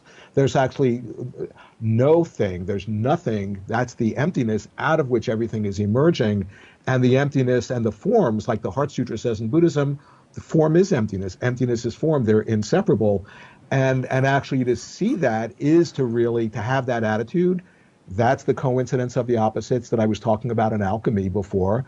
And that's actually to dissolve Watiko and to begin to see that oneness, that interconnectedness, but that oneness, it embraces the multiplicity. It's not just like, oh, there's not room for multiplicity. No, it's such an all-embracing oneness that it's a oneness that embraces the fact that on one level there is seeming separation, but to not get entranced by the separation and thinking that that's the objective reality or that's to fall under the spell of your own mind. Yeah. One metaphor that came to mind as you were speaking is, the heart cell might say, I hate those liver cells. They're such jerks, I wish they would die or something. But really, it's all one body. And so the heart cell is talking about part of itself, and yet sort of kind of separating in its own mind from... And that's what's happening in the body politic with the people, the 1% or whoever, the people with, the multi-billionaires. They're wanting to just like that heart cell. Just imagine if that heart cell said, no, I want all of the body's nutrients just for myself. Yeah, it'll die. I'm more important. Yeah, the whole organism will die. And that's actually what we're cancer. playing out. Yeah. And Watiko is it's a psychic form of cancer in that it'll metastasize. It'll take over the executive function of the psyche in such a way that all of the healthy parts of the psyche become in service to the pathogen, to the Watiko pathogen, in such a way that we can appear to be normal, but we're actually feeding the disease. So one way of thinking about it, it's like a tapeworm, a psychic tapeworm, like a parasite that gets into our system. And when you have a tapeworm, it will secrete chemicals where you'll crave food that will feed the tapeworm. The tapeworm grows bigger and bigger until it kills the host, which is you, but it doesn't want to do that too soon, or else it'll suffer the inconvenience of having to find another host. So that's another way of describing Watiko, and I'm pointing out that Watiko, that's informed science, and that's where, in a way, you see, okay, I'm glad I remembered this. Quantum physics is a spiritual treasure. That's one of the things I point at. And in Tibetan Buddhism, there's a lineage where they have this idea of a spiritual treasure. It's called terma. And terma, it's actually not just a woo-woo fairy tale thing. It's actually studied by scholars that, the great enlightened energy, it would actually plant in the universe these hidden treasures or these teachings or objects that had blessing power. And this enlightened energy would discover the people who are destined to, bring forth and discover the terma, the hidden treasure. Centuries later, the person destined to discover it would find the hidden treasure at exactly the right moment when it was needed, when there was a one-sidedness, when there was an unconsciousness in the community, and the person would discover the hidden treasure, and that would help people to remember and to get back in balance and to wake up. Well, I'm pointing out, now I have no authorization to say, that this is a terma, that's a hidden treasure. I'm not authorized at all to do that. But what I am authorized to do is just to point out everything I know about terma and everything I know about quantum physics. From all indications, quantum physics seems to be a modern day form of a terma that our species has literally dreamed up into manifestation through the medium of science to help us get more in balance and to awaken the incredible creative power that we have in us that we've been unconscious of. Yeah, I'm glad you brought that up. That kind of jumped out at me when I was reading your book. The idea that there are ideas or facets of knowledge that are inherent or in the fundamental nature of the universe that are just awaiting the emergence of someone who is capable of appreciating and understanding and expressing them. And I think that happens in so many different fields. I mean, so many great composers have said that they didn't feel like they composed anything. They just almost took notation of some beautiful symphony that came through. Or people like, I always felt like people like Steven Spielberg or George Lucas or some of these guys, there's something larger than their individual intelligence in the movies they created and the impact that that had on the collective consciousness. It was like an idea which needed to be propagated in collective consciousness, such as the Force, and so this great creation would come larger than just the capabilities of any one man to dream up, because of the oversized influence or impact it has on the whole world. And Einstein, what he came up with in terms of relativity theory and now quantum mechanics, and just we could go on and on all day citing examples of ideas whose time had come, but which already had existed in a latent form, awaiting the opportunity to sprout, just like a seed does in the springtime. Totally. Okay, so Okay. I'm back, and I have actually what you just said. I have a response to it, if I may. Yeah. Before you say that, let me just tell you one quick thing. There's a verse in the Rig Veda, which I won't bother with the Sanskrit, and I don't even know if I can remember all the Sanskrit. But the gist of it is that the impulses of intelligence which structure creation reside in the transcendental akasha, the richo akshare, and that those who know that field, those impulses of intelligence support them, but those who don't know that field, they can't do anything for that individual. So anyway, I've loosely translated it, but that's the same concept we're talking about here. Right, and for me, so what that brings up in me, going back to when I was, hospitalized in the psychiatric hospitals, from the psychiatric point of view, it would have been a successful treatment if I would have subscribed to their viewpoint. And just think about the madness of this. And their viewpoint that they wanted me to agree to was that, I'm mentally ill and I'll have this mental illness for the rest of my life and I'll have to be on medication for the rest of my life, which would have completely aborted. I never would have found my voice, my work. I wouldn't have written my books and all that. But I knew that, no, wait a second, something deeper, something beyond myself is coming through me. And not, and of course there's a danger of being inflated and megalomaniacal and thinking, I'm something special. But no, I wasn't feeling that. I was actually just like having the recognition of what you were just pointing at, that there was some sort of deeper non-local field of intelligence that we're all potential instruments for. And when we get out of our own way and let our light shine, that, we all have a contribution to make. It has to do with what is our vocation? What is our mission? Who are we? What are we here to do? And interestingly, that has to do with there's a word, daimon, and the daimon, the guiding spirit or the inner voice, and it has to do with finding the genius and finding your calling and hearing a voice and your angel and all those things. But the point being is that if you don't get in relationship to that daimon, which is a higher dimensional energy that can literally take you over, and then you can become possessed by it. If you don't honor it and get into conscious relationship with it, it becomes a demon. So the idea being that we all, and the daimon has to do with the calling, and the calling has to do with a shaman. A shaman, somebody never in a million years, if they were in their right mind, would decide to become a shaman.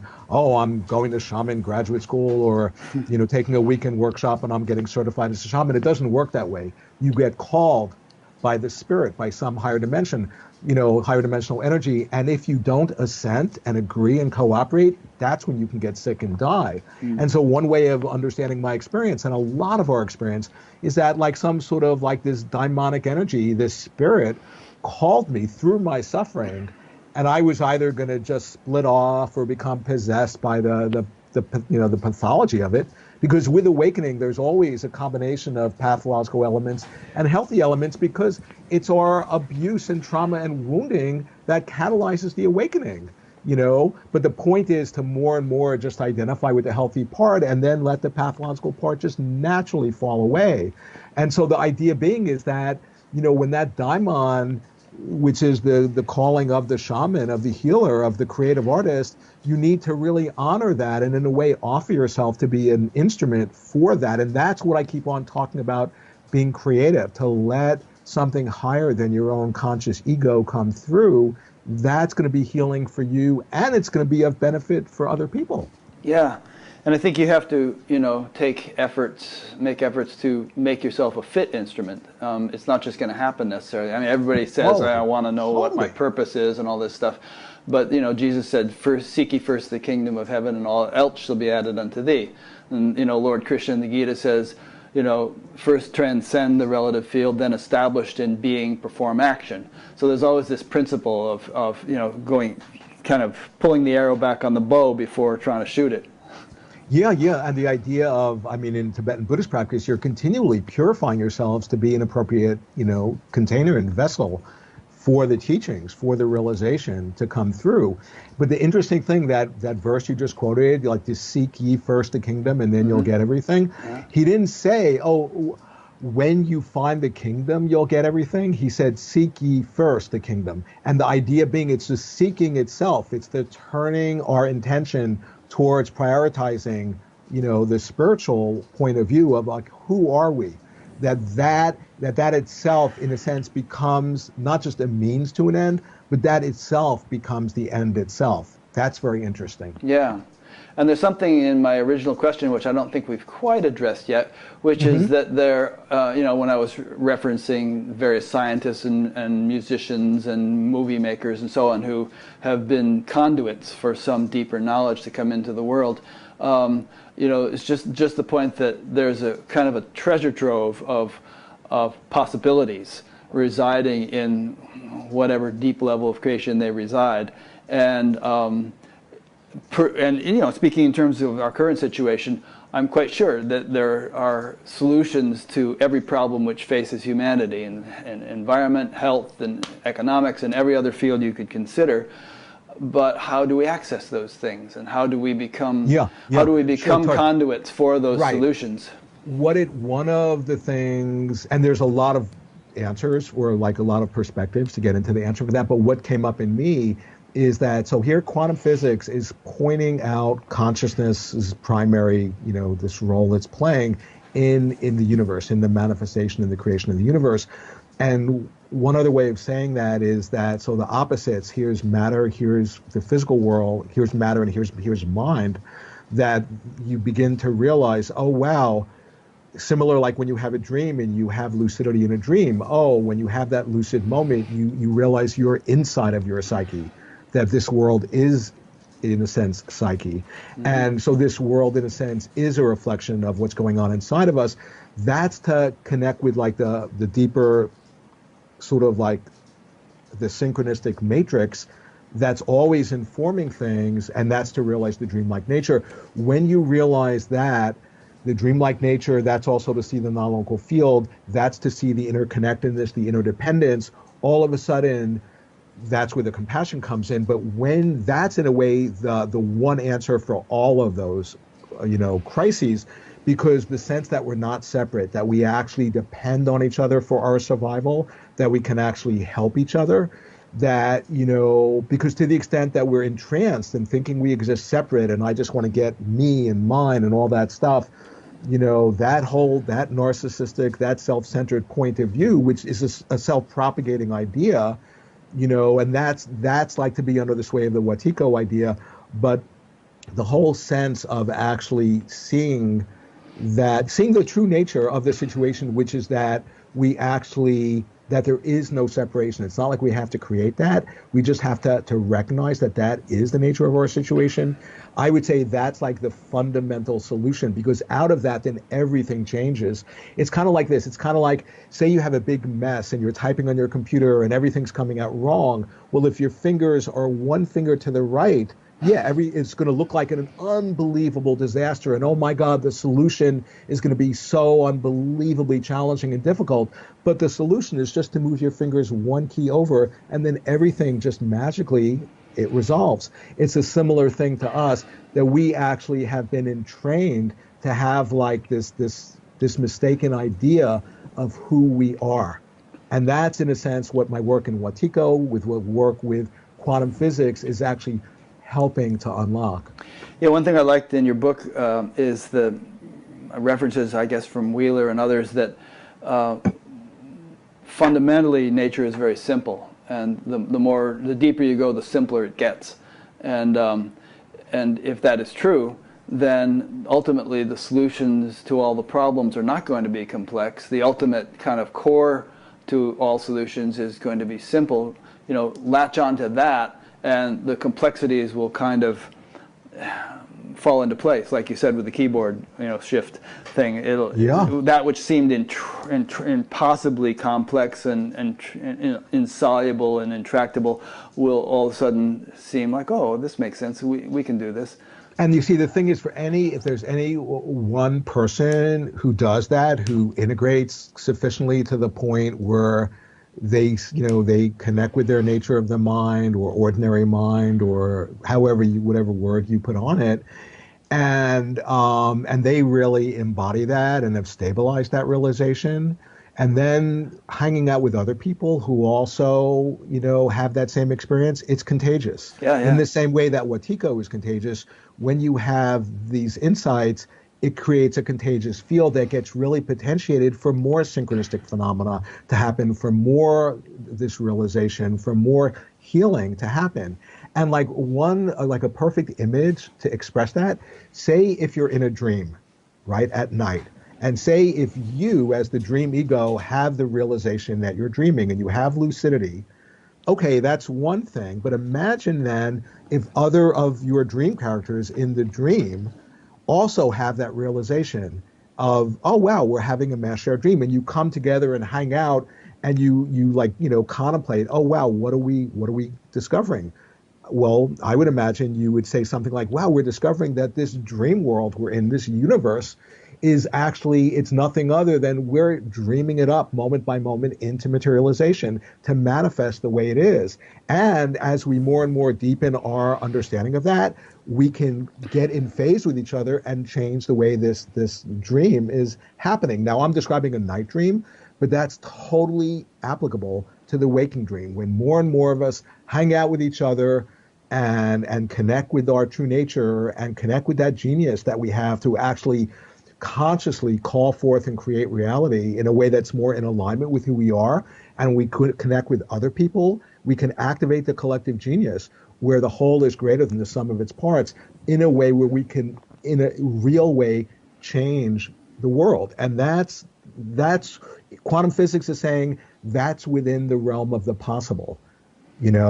And to entertain even that's possible is so inspiring for people, because one of the deep dangers in our day and age is to fall into despair and pessimism and depression, and then we're unwittingly feeding the very darkness that we're experiencing out there. Yeah, when I think about different changes that have taken place in society, such as the ending of slavery, or women's right to vote, or gay marriage, or any number of things, it's sort of like it wasn't top down really that these things happened. Sure, laws were enacted and the Emancipation Proclamation was signed and so on and so forth, but it seems like there was a shift in collective consciousness, which then made it possible for politicians to pass the laws. Right, and that shift in collective consciousness, that started with the individual. So when you get really down to it, like historically, and you study this stuff, it's not just like, oh yeah, this law really changed things. No, like you were saying, it's a function of a change in consciousness, but that change in consciousness started in each individual person. Exactly, right. And that's really, I think, an important point, because that's like really pointing to each and every one of us the profound importance of us doing our own inner work, both psychologically and from the spiritual point of view, and that us doing that is non-locally having an effect on the whole field. Yeah. I mean, expecting the government to do something that's going to change the whole society is kind of like expecting to make a forest green by spray painting it, by flying airplanes over it, with green paint. But really, each individual tree has to become healthy, and then boom, you have a green forest. Yeah, no, that's absolutely true. And so that's where, like for example, with like the Watiko idea or the quantum physics idea, it's really pointing at the profound importance of any one of us, sort of, however you say it, owning our shadow, or seeing the dreamlike nature, and And and I want to point out the thing with Watiko, it's a Native American term, but every spiritual tradition, Has something like that, yeah. they have something like that. I mean, that's what makes them this wisdom tradition, is if they have a symbol system pointing at Watiko, because Watiko, being that it works through the blind spot, through the unconscious, it can only operate via the shadow. In other words, as long as it's not seen. Just like a vampire, when when the light comes up, vampire has no power. Mm-hmm. The same thing when you see Watiko, how it operates out in the world through the non-local field, through our reactions to the evil we're seeing out there, and through our own mind. When you actually add consciousness to how Watiko works, not only does it take away any power it has over us, but we then empower ourselves.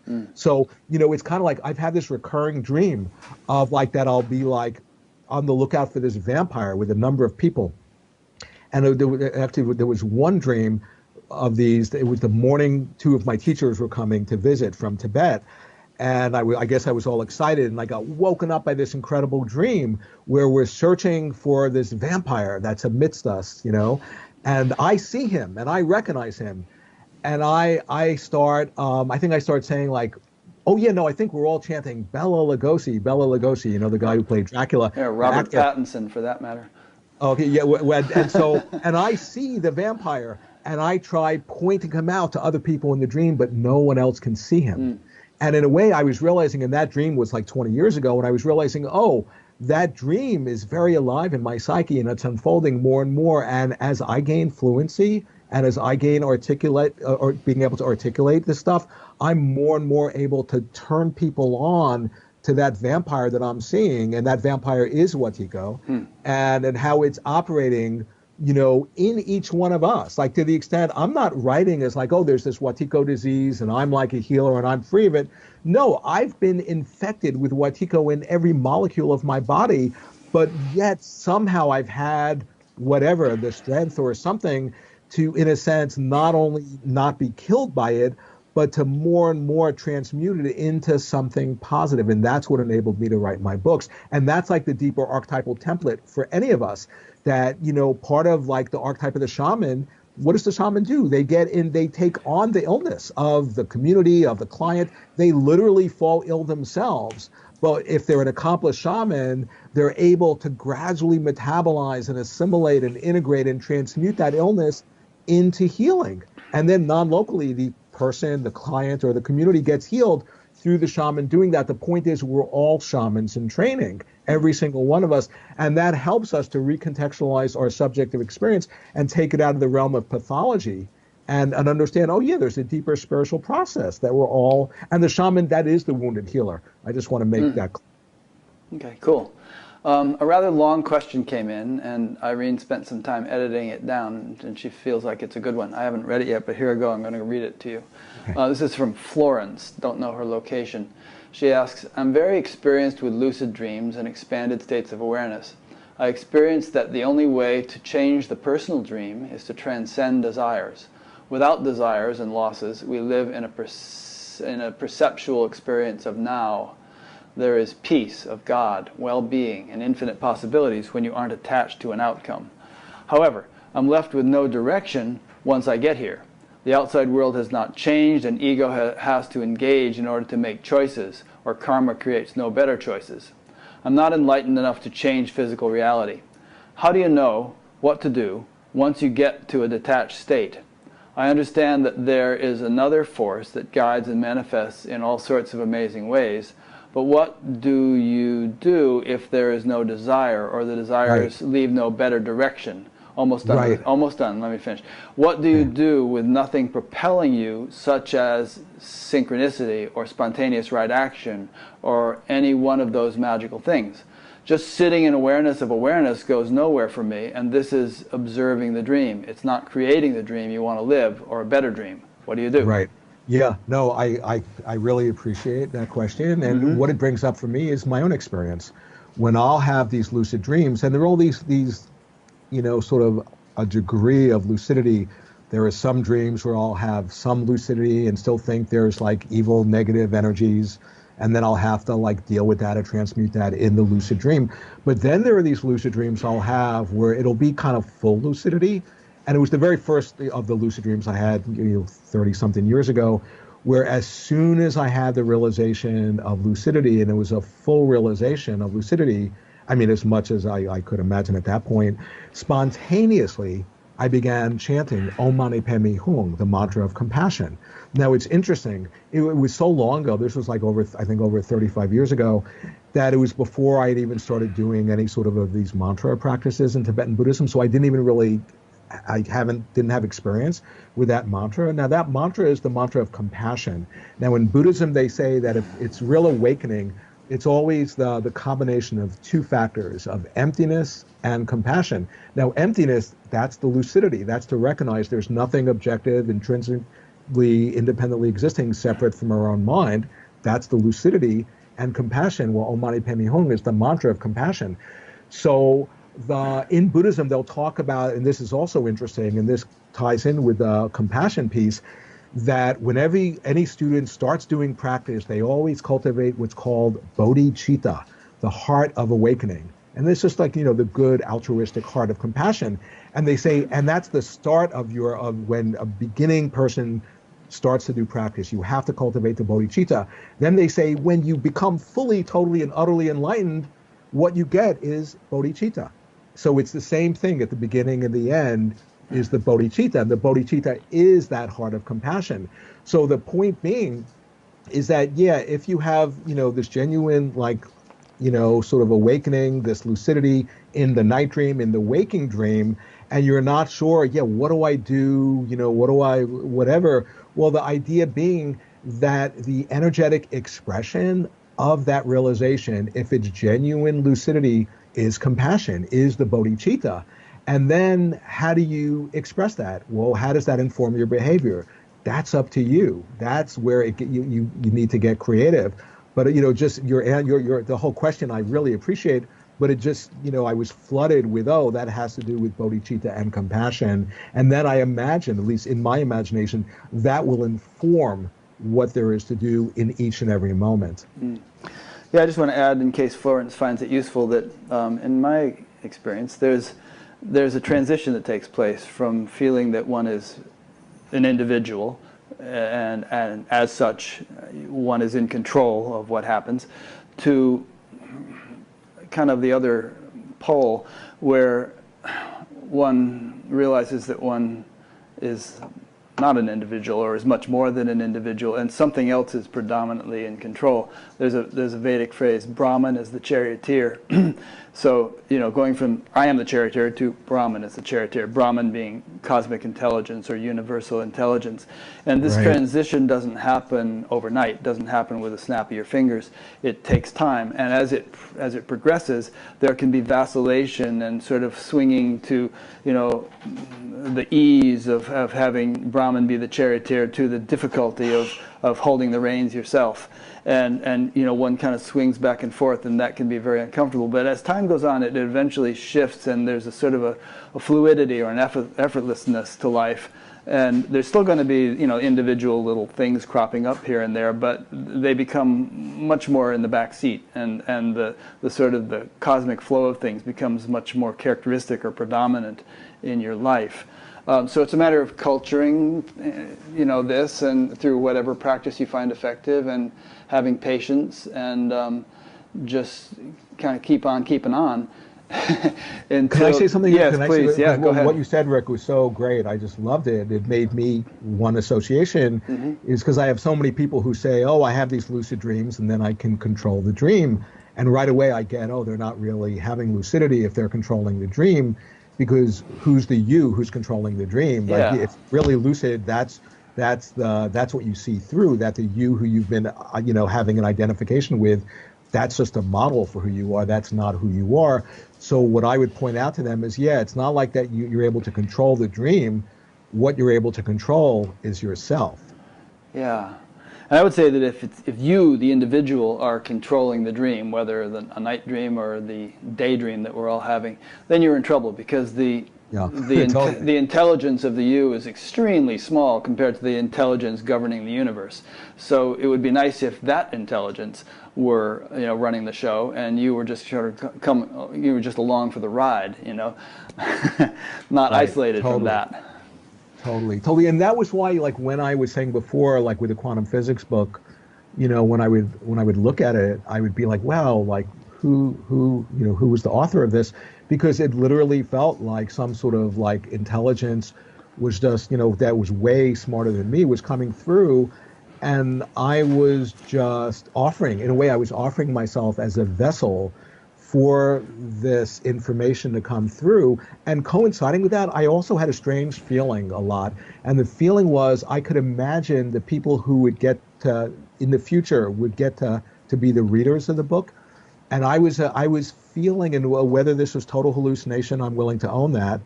I was imagining they were literally dreaming me up in the present moment that I was in to find the words to write into the book that they would want to read 10 years down the road. So that was just an interesting experience that I was having. Yeah, I kind of got that feeling as I was reading the book, and I'm not finished reading it, but I want to. And that is that I thought I could never write a book like this. And I don't know Paul very well, but I don't think he's smart enough to write a book like this either. Yeah, probably not. Yeah, I know. I fully agree. Yeah. It's like, you kind of got inspired and something came through. Right. No, that's exactly what I'll say. I'll say I'll say to people, because I don't like tooting my own horn, but I say, yeah, like something came through this book. You should look at it, Yeah. Hey, just out of curiosity, how did Sting, the musician, find out about the book? Because you have a little quote from him, the quantum revelation is mind-blowing.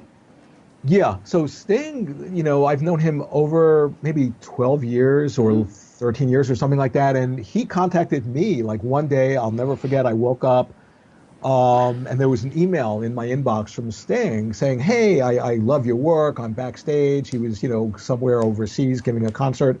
And I remember that my girlfriend at the time, she thought, how do you know it's really Sting and blah, blah, blah. But we began corresponding, and then I've met him, a few times. And he's a big supporter of my work. He's endorsed the last 3 books I've written. Oh, that's cool. And we correspond a lot, and everything that I write, he'll read and all that. And yeah, I just feel really, really fortunate because I think so highly of him. He's a super amazing, beautiful, very intelligent guy. Yeah. Really talk about bodhicitta. I mean, I just feel like he's really, in whatever way he can, is here to serve. And I think when he connects with somebody who's doing work that he thinks is helpful, he'll do anything he can to support That's that. great. So I just feel really fortunate. Yeah, and you also have a foreword from Jean Houston, whom I'll be interviewing in a few weeks. So that's cool. It's a beautiful foreword too. Anyway, I really sound like I'm like big fan of yours here, and I am. I mean, I really appreciate what you've written here, and have appreciated this conversation. And I'm not here to sell people's books, but it's a good read if you're into this kind of thing, which I am, and or at least I try to be, like you, a layman who is not really a scientist, but who finds this topic fascinating. Yeah, and the thing I just want to say too, as a layperson, I'm not a physicist, so there's no, if I pick up a physics book and there's equations and math and all that stuff, that's not my thing. It's another language. Yeah, and there's one mathematical equation in the book, and it's 3 + 1 = 4. That's the one equation, and it's an alchemical maxim that I talk about. Yeah. But so it's totally for the layperson. And I have like a bunch of friends who are not scientists at all, and they're getting so psychoactivated, because in a way the book is like a psychedelic. I openly talk about this in the sense that, if you're open to this sort of thing, it can really, by psychoactivating, it activates the psyche. It really can, like when you take a medicine, it really can expand your awareness. And I think, at least I hope, that's what comes through the book. Yeah. Well, before Paul and I started this interview, I was talking about how we might do it, and I was saying, well, you have these 2 sections in the book, 2 major parts, and at the end of each one, there's a summary of key points in that part. And I thought, maybe I'll just read each key point, and then we'll talk about it. But what ended up happening is we talked about all kinds of things, just in a more organic way. Totally, I just appreciate that. Totally. Yeah, and I think we probably covered a lot of the things we would have covered if I'd read those things point by point. For sure. Yeah. Totally. So I hope we've given people a taste, and Buddha at the Gas Pump is kind of a smorgasbord, and each week a new dish is brought out, and and you know, maybe not all dishes appeal to all people, but what I usually find is that you know, all of the interviews appeal to some people, and I think this one will appeal to quite a few because it covers some pretty universal themes, and I think some things that are germane to all of us and are possibly critically important to the survival of our species. Yeah, and I really appreciate, Rick, you giving me the invitation to come on and talking with me. So thank you. Yeah, it's great fun. So thanks, Paul. So let me just make some wrap-up points. You've been listening to an interview with Paul Levy, and probably everyone listening to this realizes this is an ongoing series of interviews, and there will have been many, and there will be many more. If you'd like to check out previous ones, go to batgap.com and look under the past interviews page. If you'd like to be notified of future ones, subscribe to the YouTube channel. That helps. And I think there's 2 different levels of subscription. You can do it in a certain way that YouTube will definitely notify you when a new thing is posted. But better yet, just go to batgap.com and sign up to be notified by email whenever I post a new interview. I send out an email about once a week. And you can always unsubscribe from that if you like.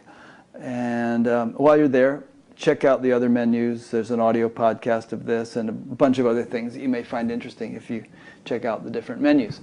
So thanks for listening or watching, and thank you, Paul. And next week I'll be speaking with... Thank you. Oh, yeah, thank you. I'll be speaking with a woman who has written a book called The Spiritual Life of Animals, which is kind of a different topic than I have covered in any previous interview. And a lot of people are animal lovers. We are. A lot of people who listen to this. And a good friend of mine who always watches Batgap hands her book out like candy. He actually is a horse whisperer. He trained with the guy about whom that movie was made. And so I'm kind of interested to dive into what she has to say, and that's what we'll do next week. So thanks again, and thanks for listening or watching. I'll see you next time.